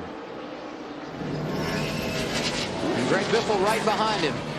Go with the 17, Marty. Adam stopping here. They cannot make it on one stop. Several teams think they can make it on one more stop, but clearly Matt Kenseth very fast. Feels like he gives up too much at the beginning of a run. Half pound on both front tires. Ralph? They're going to take a little wedge out of Greg Biffle's car, working on the left rear. He said, I need these front tires to turn if we're going to win this race today. 4 tires of fuel. Fuel's in. He's away. Kenseth and Biffle had last come down pit road at lap 120. They pit here at lap 154. That's 34 laps. And big issues for Casey Kane, who has reported he is out of gas. He's on pit road, Ralph. Casey Kane trying to limp his way into his pit stall. Crew right there. Gas can goes in. Casey was asking for a few chassis adjustments to the car, but the big thing is going to be the fuel right now. Can they get enough in? They got it right there. They got the little canopy right there, trying to get some fuel, more fuel into the car. They've got it also up in the front in case it stalls on him. Waiting to see. Down he goes. Will it leave on his own power? They're going to have problems with this car stalling. You see that? This is a long stop. Yeah, brutally long stop. When you run out like that, you're toast because you can't get these things running again. Yeah, and this is a little squirt bottle full of fuel. What they do, they bleed this back down and it fills up the bowls in the carburetor. When this thing runs out of gas completely, it runs the carburetor out of gas. There is no fuel in it. Put it in gear, rocket back and forth on the starter. Look at this. The clock now the starter won't work. Turn it over now. There. Yeah, finally. But even when you start it, it'll die. And then you got to restart. Then you got to air the line. Because the carburetor's full of fuel, the line's empty of fuel, and the tank's full of fuel. So you'll get that where it just surges like that. But what they have to do is they refill the carburetor, get the engine working, get the pump working, and it runs strictly off the carburetor until it catches up. And you saw he couldn't get it cranked, so they had to pop it in gear, rock it back and forth to re-engage the starter on the flywheel and on the starter ring to make sure the teeth were engaged, and then it fired up. Kane was running inside the top 10, and here comes his teammate, Ralph. Here comes Brian Vickers into his pit stall. Him and his crew actually learned how to do the high act on the trapeze earlier this week in New York City. Right now, it's going to be a dance in the pit box. In goes the fuel can. Chassis adjustment getting set to be made on the right rear as well. They're way down on the end of the fuel here, too. This car had stalled. He got it fired back up. Vickers way up in the RPMs right now, trying to keep this thing revved up. Left side tire's gone. He's going to heat the hides when he leaves here for sure. There it goes as a caution comes out. And it's for Juan Pablo Montoya, who appeared to be coming down pit road, couldn't get it woed down, and hit the infield grass. Caution number 4 today. Also, the 71 car of Andy Lally involved in that. And I don't know if one of them was pitting and the other one didn't see it. Watch your water temp. How's your water temp? Yeah, Lally's got a lot of damage on the front of that car. He's got a lot of front end damage, and Montoya has rear end damage. Somebody was probably coming to the pits and somebody wasn't ready for it, maybe. Yeah, see. Wow. Yeah, we saw that the other day in practice when the 6 car, David Reagan, run up on the 31 car. The 31 car got real loose and checked up right in about the same place, and the closure rate was so great. I'm not sure. He's slowing down almost like he's out of gas. Out of gas. It's almost like Montoya ran out of gas because you wouldn't expect to be in the high lane and come into pit road. And I don't expect that from Juan Pablo to be up there. It's almost like when he got to that point, he ran out of gas, and the closure rate was so great, Andy just ran up on him. So what does this do to the strategy game, Larry? Well, it's still right there on the brink of being able to make it to the end. But when I do look at the Ford camp, like Matt Kenseth and Greg Biffle in particular, I think we'll have to find out. I think Greg Biffle will get the free pass. Matt Kenseth is on the lead lap. this gives them an opportunity to come to pit road and pack that thing full of Sunoco race fuel and maybe make it to the end. Honestly, I think when we get one to go at the end of this caution, we may see a lot of drivers hit pit road to top it off. This is right there, just on the edge of the window. And just put a cap on this. He definitely ran out of fuel, and that's what caused that, because they had to push him into his pit stall. You And it see appears, the guy, leaning over with the bottle there. It appears if you look at the scoring monitor, and we've gotten confirmation now that Greg Biffle is the first car one lap down. So he will get back on the lead lap. And Matt Kenseth, as Larry pointed out, also had pitted under green, but he stayed on the lead lap in that cycle of green flag pit stops. He scored 14th. Biffle right now 18th.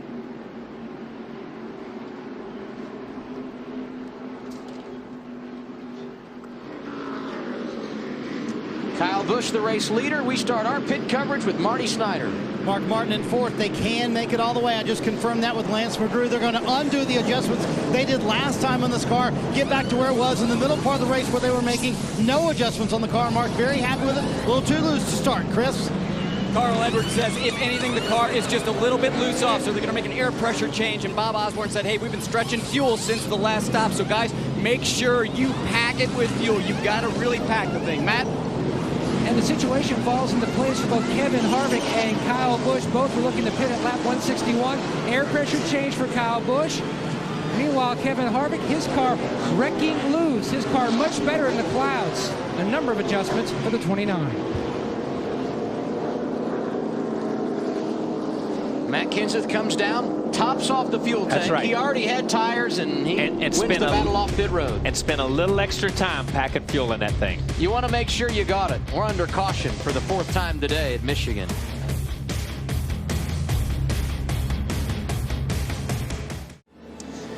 Time for another AT&T Fastest Pit Crew update. We take a look at the teams that have spent the least amount of time on pit road today and compare them to how you, the fans, have voted. Ryan Newman at the top. Denny Hamlin, Paul Menard, Kurt Busch also fast today. Get updated standings as soon as the checkered flag flies. Use your AT&T phone and text the car number you think will be quickest today to 234-567. When prompted, reply OK to receive updates. The AT&T Fastest Pit Crew Award brought to you by AT&T. Marty?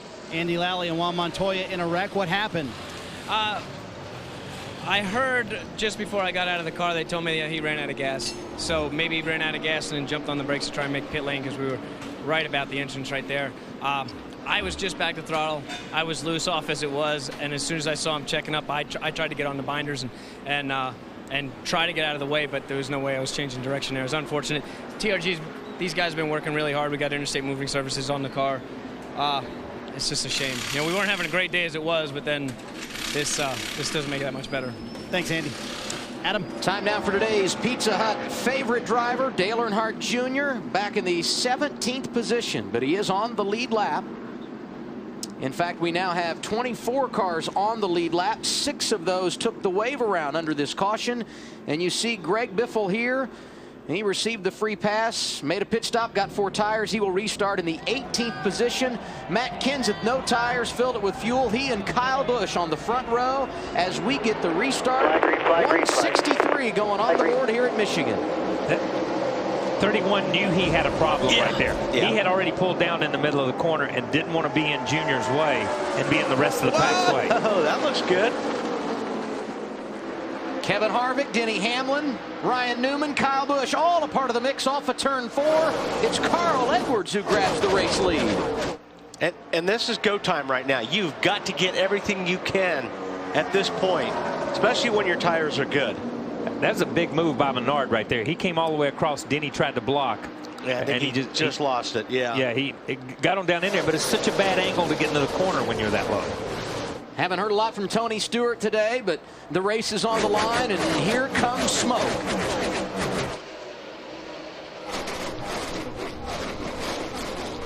Now we got some reports from Marty during the break that the 17 is about 4 laps short on fuel. with where we ended up. He pitted at the same time these guys. He didn't take tires because he had already been down pit road.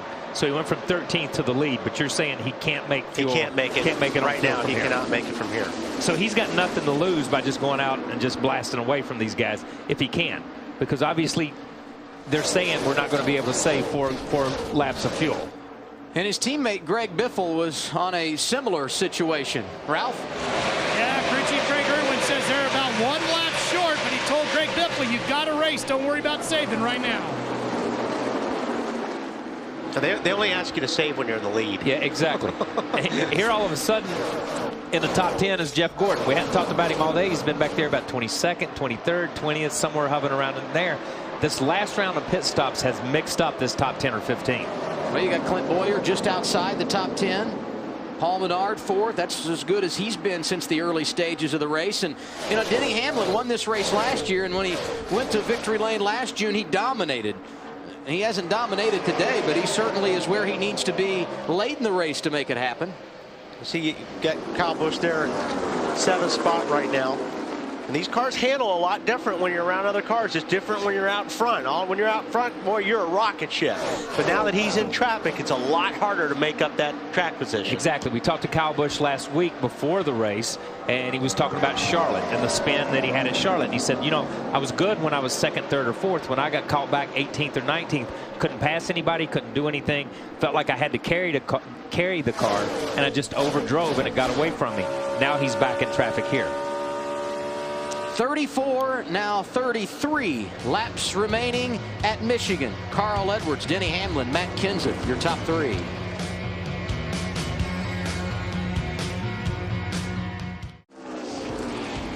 Carl Edwards leading, 29 laps to go here at Michigan. Denny Hamlin 2nd, Matt Kenseth 3rd, Paul Menard in the 4th position. Tony Stewart just went around teammate Ryan Newman for 5th, and Kyle Busch getting aggressive. Yeah, this is a little bit of frustration on Kyle's part. You know, he pretty much was out front running the show. Now all of a sudden he's got to pass guys, and it's not so easy.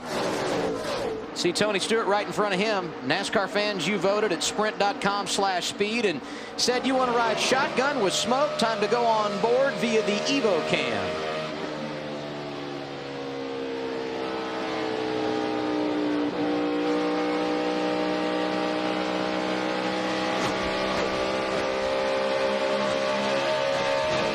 Clear by 3, 2 wide back there.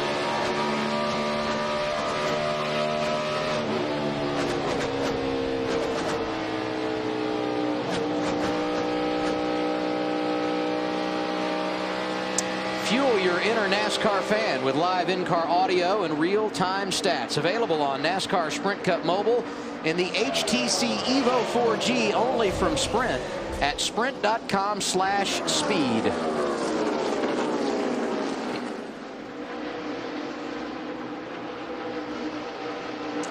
Carl Edwards leading Denny Hamlin by a half a second. Larry, we got 27 to go. You're our crew chief. What are you thinking? Well, here's what I want to break down on the top 3 as we watch Carl Edwards in the 99 car. I watched him run 35 laps and 37 laps on 2 different occasions on green flag pit stops. Now, we know we pitted with 40 to go. We got the restart with 37 to go. If he was able to save fuel under the caution before we got the restart, Mike can make it.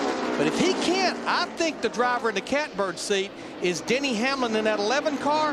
I watched him run 38 laps earlier, and I think he can make it. But Marty, I think you've already talked about Matt Kenseth in the 17 and 3rd being 4 laps shy. And earlier he was right on the bumper of Denny Hamlin. Now he's backed up a little bit, Larry Mack. That's because Jimmy Finning radioed to him a moment ago, we're 2 laps short, save us some fuel. How short are we, Jimmy? Let me know when you get it figured out here. Need to save us 2 laps. 2 laps. Okay, I'll start saving a little bit here, but I don't want to lose the leaders either in case there's a caution. Yeah, and that's you know, a gallon of gas, half gallon, a gallon, gallon and a half. You know, and 2 laps, you think about it and you say, 2 laps, I can save you 2 laps. 2 laps is 4 miles, okay? 4 miles. Think about wherever you're sitting in your living room, and 4 miles from where you're at. That's how much fuel he has to save and a car that gets no fuel mileage at all. You know what I mean? And it's harder than you think. You know, we saw how Keselowski did it a couple of weeks ago. We've seen some stuff. The advantage that he does have is he's starting at the very beginning of the run. So he has the full run to save those 2 laps, not just the last 10 or 15 laps. I'll tell you, the other guy I think is sitting in the catbird seat is that 27 car. I think Menard, that's a Childress car. Those guys have been good on fuel mileage. And he's where he needs to be on track. How about 4th, Paul Menard? That's where he is with 24 laps remaining. It's starting to get really good at Michigan.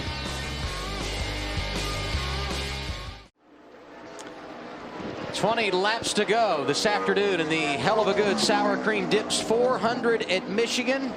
Plenty of storylines in our top 10, so let's go through the field. Brought to you by McDonald's. Chris Neville gets us going. Yeah, and the 99 guys, if they're listening to our coverage, they're definitely going to be happy to hear that the 11's got to save some fuel. I checked in with Bob Osborne. He said they are good to go if this thing goes 200 laps. But a couple minutes ago, he did say, hey, Carl, pull a nice lead, and then if you can, save me some fuel in case we get a green-white checker. Matt? And this is the kind of run that Denny Hamlin needed, still winless in 2011. His best finish came back before the start of summer, second at Richmond. Last year, he was first and second here in Michigan, led 138 laps. Right now, just soldiering on, trying to have a solid day. Marty? Well, we've documented that Matt Kenseth is 2 laps short on fuel, trying to save some fuel right now. Now, the one thing that might play into his hand a little bit, they are better than everybody here on the longer run, on older tires. And remember, he has tires that are 4 laps older than everybody else. This might still work out for Matt Kenseth today, Matt. And Paul Menard having a very solid run. His car pretty neutral. Unlike teammate Kevin Harvick, who was too loose and hit the fence, he's been driving smooth. Very good on fuel. This is the kind of run that Paul Menard needed, and he couldn't have done it any better. One of the closest racetracks to his Wisconsin home, Marty. Matt, Tony Stewart's car was a little bit tight all day long. They put a spring rubber in the right rear, and the car absolutely came to life in the second half of this race. Much better. Just checked in with Darian Grubb. He said we are very close on fuel for making it to the end. If it's a green-white checkered, we do not have enough, Matt. Kyle Busch good on fuel. The car a little free down in 3 and 4. Good down in 1 and 2. Still one of those racetracks he would love to put a check mark on his racing resume. Never won here in Sprint Cup. He had issues, got jumbled up in traffic on that last restart and lost track position, Ralph. Jeff Gordon has 2 wins here, both of which came after he won the previous week's race, just like he did a week ago at Pocono. However, crew chief Alan Gustafson tells me we're extremely close on fuel, Chris. Well, Ryan Newman hasn't scored a top 10 at Michigan in the last 13 races here, but he's been running in the top 10 most of the day. In the middle of the race, they did drop out of the top 10 because of a slow pit stop, but right now the car's in pretty good shape, if anything, a little bit tight. Matt? Steve Addington's race morning concerns came to fruition. The car just absolutely too free. Wrecking loose for Kurt Busch. They've made adjustments every stop, big adjustments.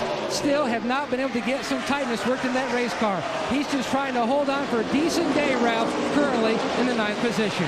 Greg Biffle's been in the top 10 in 4 of the last 5 Michigan races. The crew chief Greg Irwin tells me that streak could have an issue here today because they're 1 lap short on fuel. Larry. Well, Ralph, we've got 16 laps to go. Mark Martin in the 5 car making his 51st start here at Michigan, hanging just outside the top 10. We definitely think he's one of the drivers that can make it to the end of this thing, but needs a caution to get caught back up. Right behind him, Clint Boyer in the 33 car, another driver that we feel that can make it, but like Mark Martin, he'll need a caution. Right behind these guys, driver everyone was watching. 3rd anniversary of his last win. Don't think it's going to happen today. Just a few laps ago, he actually tagged the wall. This is going through turn 1 and 2, coming up on Mark Martin. And you can hear him roll out the throttle because he saw Mark Martin in the 5 car squeezing up there. Coming. They got to run behind you there. 1's back. And then actually another driver that was running in the top 10, the guy that has 3 wins so far in 2011, Kevin Harvick. This was about 5 laps ago going through 1 and 2. It has kicked Kevin Harvick, Adam, all the way outside the top 20. He's currently scored in the 21st position, Larry. And I want to say something about Junior. Junior lost that nose when he checked up. It gets up off the racetrack and takes off. Carl That's what Edwards, dirty air is. No problems out front. The Fords are holding serve this afternoon in Michigan. 31 victories here. Carl Edwards out front right now. And he has been the man that has dominated this racetrack. And we got a caution. Dale Earnhardt Jr. into the wall. It's our 6th caution of the day. And that changes everything again. Yes. Still rolling, Junior? Yeah, buddy. Now it's still rolling, buddy? I'm rolling. Yeah. Now it's going to come down to the best race car. Junior riding behind Joey Logano. Looks like a cut tire. Looks like a tire. I mean, as quick as it went to the right. Yeah, well, he had already been in the wall. He had yeah. already been in the wall with the 5 car, and I'm betting he had a rub or something because as fast as that thing just kind of floated to the right, I mean, it had to be. Look at, he's turning to the left, turning to the left. Boom. Yeah. Yeah, something went down. Something went down. You saw it vibrate right before you hit. Yeah. AJ Allmendinger had just pitted under green. He gets the free pass as Dale Jr. comes in to get some work on the damage. Yeah, just bad luck for him. He came up on Mark so fast earlier, as you saw in that one replay, and checked up. And when you check up, the nose lifts up off the ground, and the car pushes worse. And that's what happened. He checks up off the gas, nose comes up, he gets in the outside wall. Had to have a tire rub. It's kind of weird. Right where you're talking about, when you lift off the gas, you lose grip on the front. Yes. It doesn't make sense. Makes no sense. Yeah, makes no sense at all. But aero-wise, that's how it affects the car. When you talk dirty air, and we talk about it all the time, that's the best way to explain it. Less than 10 laps to go. Carl Edwards the leader, and they are going to come down pit road. Marty Snyder, what's happening? Well, for Matt Kenseth, he said, I only saved you 1 lap of fuel, so we're probably going to need a little bit here. Right side tires up half a pound on both of those tires. Car just a little bit tight for Kenseth, and the fuel to make it to the end. Quick stop, Chris. And you can see Carl Edwards hitting the box right now. Team just going to do 2 right side tires, stab it with fuel. Going to be very short stop, just trying to finish up those tires on the right side. Then Carl down and away. Matt. Mike Ford looking at possibly 2 tires here. He's looking at pit road. Hamlin is away, just catches the front changer. He's smiling, he's okay. Route. Small chassis adjustment, 4 tires and a whole bunch of fuel into the 24. He's away. Denny Hamlin about took a crew member with him, but he was first off pit road. Kenseth, Edwards, Menard, and Stewart, the top 5. We set the running order and get ready for the finish at Michigan when we return. The Fords are holding serve this afternoon in Michigan. 31 victories here. Carl Edwards out front right now, and he has been the man that has dominated this racetrack. And we got a caution. Dale Earnhardt Jr. into the wall. It's our 6th caution of the day. And that changes everything again. Yes. Still rolling, Junior? Yeah, buddy. Now it's still rolling, buddy? I'm rolling. Yeah. Now it's going to come down to the best race car. Junior riding behind Joey Logano. Looks like a cut tire. Looks like a tire. I mean, as quick as it went to the right. Yeah, well, he had already been in the wall. Yeah. He had already been in the wall with the 5 car, and I'm betting he had a rub or something because as fast as that thing just kind of floated to the right, I mean, it had to be. Look at, he's turning to the left, turning to the left. Boom. Yeah. Yeah, something went down. Something went down. You saw it vibrate right before you hit. Yeah. AJ Allmendinger had just pitted under green. He gets the free pass as Dale Jr. comes in to get some work on the damage. Yeah, just bad luck for him. He came up on Mark so fast earlier, as you saw in that one replay, and checked up. And when you check up, the nose lifts up off the ground, and the car pushes worse. And that's what happened. He checks up off the gas, nose comes up, he gets in the outside wall. Had to have a tire rub. It's kind of weird. Right where you're talking about, when you lift off the gas, you lose grip on the front. Yes. It doesn't make sense. Makes no sense. Yeah, makes no sense at all. But aero-wise, that's how it affects the car. When you talk dirty air, and we talk about it all the time, that's the best way to explain it. Less than 10 laps to go. Carl Edwards the leader, and they are going to come down pit road. Marty Snyder, what's happening? Well, for Matt Kenseth, he said, I only saved you 1 lap of fuel, so we're probably going to need a little bit here. Right side tires up 1/2 pound on both of those tires. Car just a little bit tight for Kenseth, and the fuel to make it to the end. Quick stop, Chris. And you can see Carl Edwards hitting the box right now. Team just going to do 2 right side tires, stab it with fuel. Going to be very short stop, just trying to finish up those tires on the right side. Then Carl down and away. Matt. Mike Ford looking at possibly 2 tires here. He's looking at pit road. Hamlin is away, just catches the front changer. He's smiling, he's okay. Ralph. Small chassis adjustment, 4 tires and a whole bunch of fuel into the 24. He's away. Denny Hamlin about took a crew member with him, but he was first off pit road. Kenseth, Edwards, Menard, and Stewart, the top 5. We set the running order and get ready for the finish at Michigan when we return.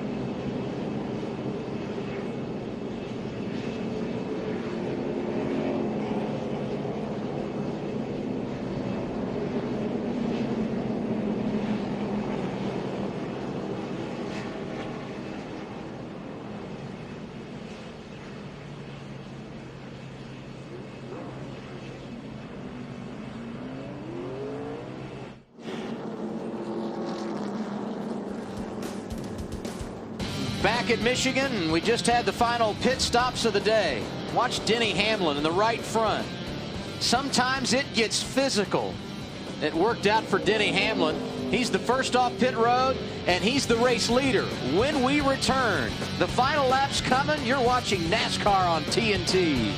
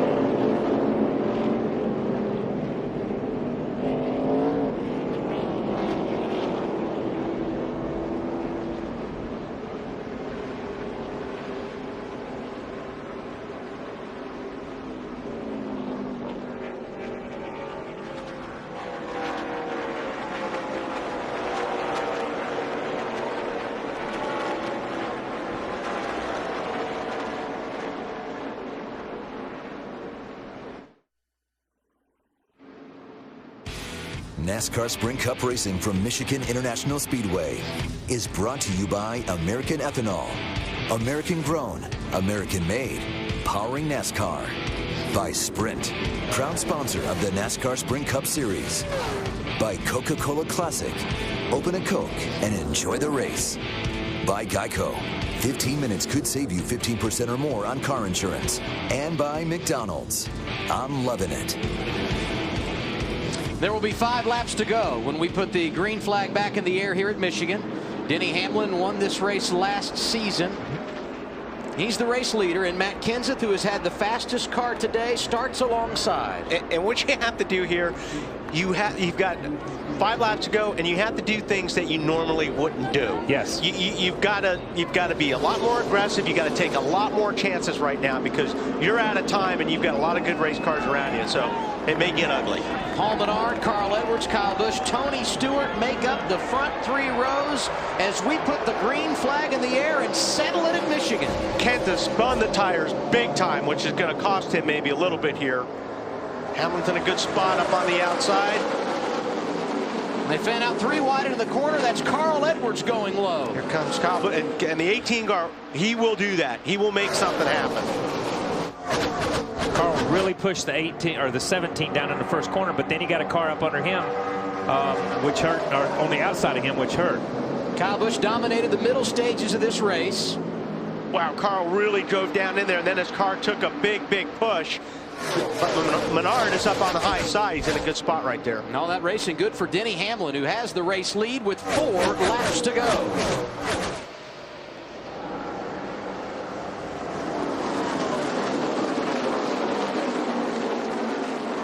You know, this is not the best place if you're Matt Kenseth. Matt Kenseth's car comes in towards the end of a run. Yeah. You get down to a 5-lap shootout, he just has to drive. And he said that earlier. We need to get better early in a run. Where he made his biggest gains today when we had those cycles of green flag pit stops, and he could really let that car pay dividends on the long run. And Paul Menard is doing a great job in 4th of holding off that 99. The 99 has tried him. If Carl Edwards has tried him high, has tried him low, and Menard just keeps running his line and running his way. And this is where it gets really frustrating when you're driving, because you're driving the car as hard as you've driven it all day long, trying to make 4 feet on the guy in front of you. You see the top 5 with 2.5 laps remaining here at Michigan. Problems for Regan Smith. Had worked his way into the top 10 after all those issues early in the race. He's got a flat tire. You hear him on the radio. And he had come back from all but being a car length from being a lap down to being the top 10. Last week at Pocono, Denny Hamlin dominated the first part of the race. But problems late relegated him to 19th in the final finishing order. Denny has been adamant about saying the finishes haven't been great, but I know we have got a race car that can win races. Kenseth is there. He made a lot of ground on him right here, so he's going to have to make it happen if he's going to do it. And he's going to have to try to go way up high, maybe, and try to make that high line work. Matt gets that good run through 1 and 2, but Denny and he are kind of a little bit equal through 3 and 4. Regan Smith did get back around and make a pit stop. White flag is out. Denny Hamlin leading. And it's these 2 guys right now, because Kyle is far enough back, he's not going to be a factor. Well, he's going to take a look on the outside. Yeah, slipped up a little bit. All clear. Had to take the shot, though. He made a run at it. He rolled in on him, and right when he gets to him, you just lose that nose a little bit. Matt Kenseth going to have one more try as they go into turn 3. This time he's going to go low. Hamlin washes up the racetrack. Here comes Matt Kenseth to the inside. He cannot make it stick. Oh, Kenseth sideways, and here comes Denny Hamlin with his first win of 2011 at Michigan. Great job by Mike Ford and Denny Hamlin, those guys, to put themselves in position to take advantage of the clean air.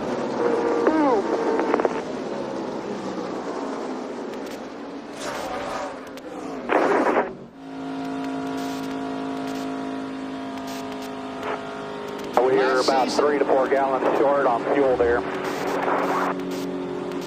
Awesome job, awesome. 1 year ago, Denny Hamlin won 8 races. Many thought he would be a title contender in 2011. It's not been easy. And today, the monkey is officially off their back. Denny Hamlin with his first win of the season, and to get it done. He had to hold off Matt Kenseth, who was charging hard on the final lap. Yeah, Matt just drove it in there for everything he had. He got loose way earlier than what we're looking at right here. He saved it all the way through turn 3 and 3.5. Exactly. We've talked about him all day, getting loose and having to feather it on the last lap. You got nothing to lose. And he knew he had to be making that run. These three guys in that picture right there, the 18, the 11, and the 17, these guys drove hard all day long. Good day for Joe Gibbs Racing. 2 of their cars inside the top 3. 1 year ago, Denny Hamlin got his 5th win of the year in this race. Today, he gets his first. The NASCAR on TNT post-race show coming up.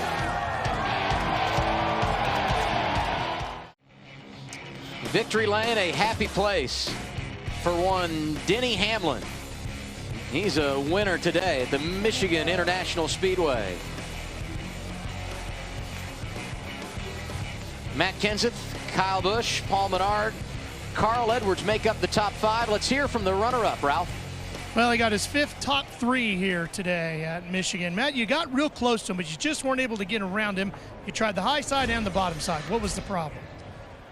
Well, there's a few things that led up to that, but first these Crown Royal guys did a great job. I mean, we had a really fast car. I thought we were going to have a shot to win today, and got ourselves behind a couple times and was able to make that up. And anyway, I got a bad restart, and Carl pushed me back up in there, which was real nice of him. And I got back to Denny, but I couldn't get around him. We were kind of slow for about 10 laps on most runs, and then it seemed like we were the best car from 10 until we needed fuel, and just didn't have enough time to get around him. I tried everything I could, and I just couldn't figure out how to do it. Adam? Matt Kenseth just missing his 3rd win of the year. Matt Yoakum in victory lane with the man who has got his first.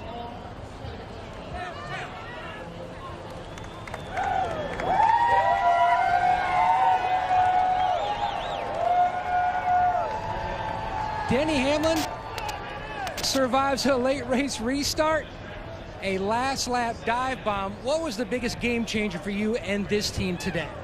We just, we finished. That's the thing is we got it done, and happy for all this team. They all got sons or daughters and everything, so it's a big Father's Day for all of them. And my dad, Dennis, he paved the way for me to get here, so I can't thank them enough, and all the fathers out there. But can't thank this whole FedEx team enough. Everyone at FedEx, all the employees, glad to get a win for all of them. Lori Tucker, Mike Glenn, Fred Smith, the whole group, Alan, just got to thank them. Toyota Sprint, Coke, Gillette, Wiley X, the fans. It's been an amazing fan base here in Michigan, and everyone from Nike and the Jordan brand, can't thank them enough. You've said time and time again how your season usually gets started in April around Martinsville. You took a few extra months. Last year at this time, 4 wins. You're scoring your first of the season today. What kind of message does this send to the other championship contenders? Well, I think everyone knows that we've been strong. And today we didn't look as strong as what we normally do here, but we got it working there at the end. We made a magic adjustment, and just the car took off. So this is the point of the season where we really need to start hitting our stride, and hopefully we got another good 10 weeks before the chase starts. And what a place for Denny Hamlin. Last 3 races here at MIS, a first, a second, and today a first. But Kyle Busch was 3rd at Pocono, and he's 3rd again today. Kyle, great run, but it looked like you got a little bit jumbled up on that restart. Yeah, well, the second to last one we did, I got out a little bit in front of Matt, and I didn't spin my tires. I accelerated pretty good.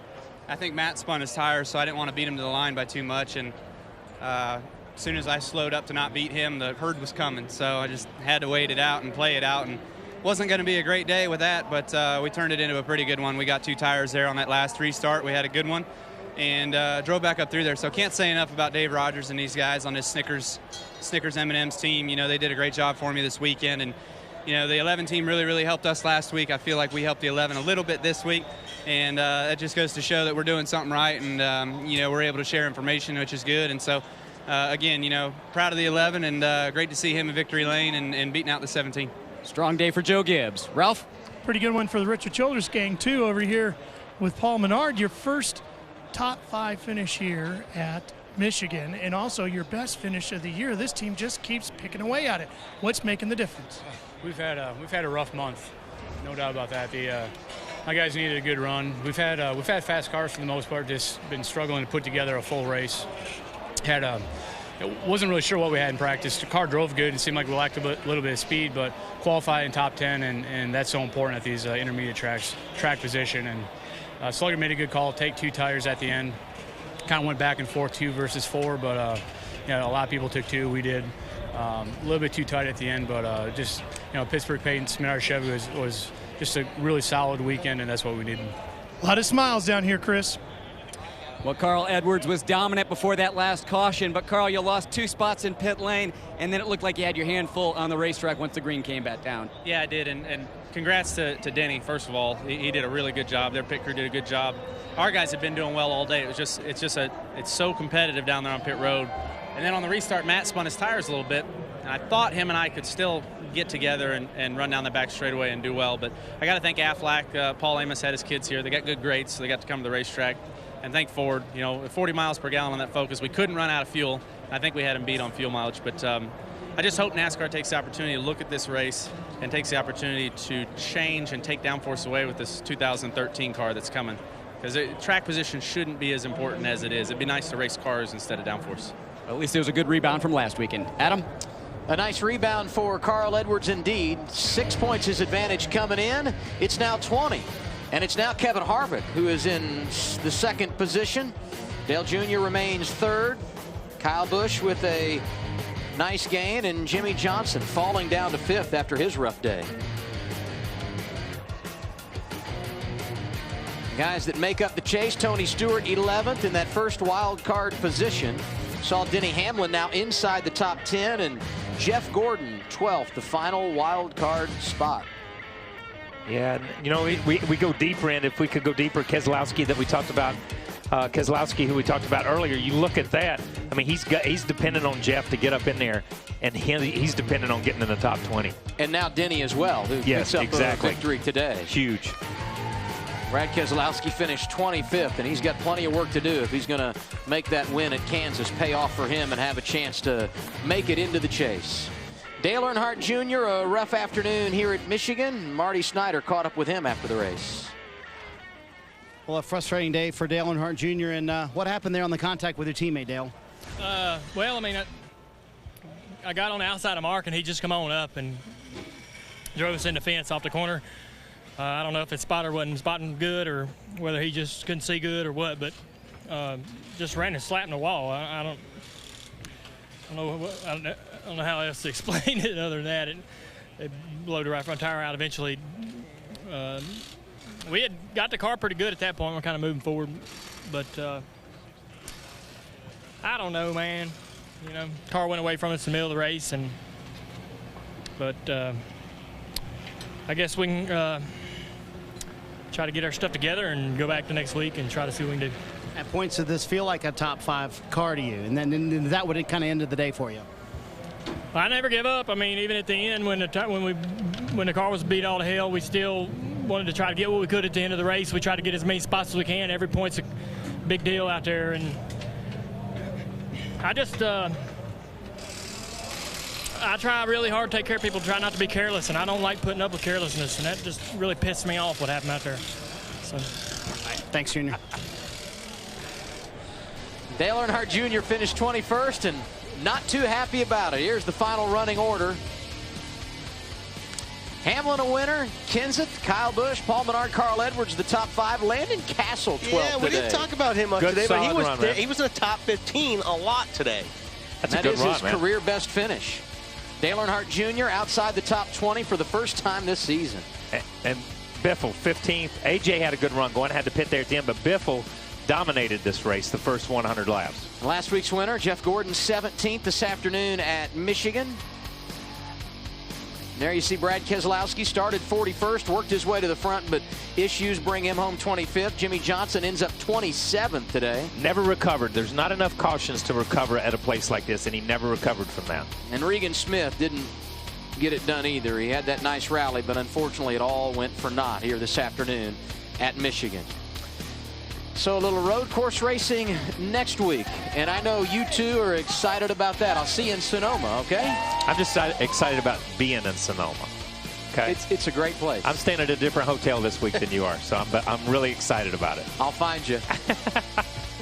Next Sunday, We are going west. It is NASCAR on TNT from Sonoma. We go on the air at 2 p.m. Eastern Time, followed by Countdown to Green, delivered by Pizza Hut.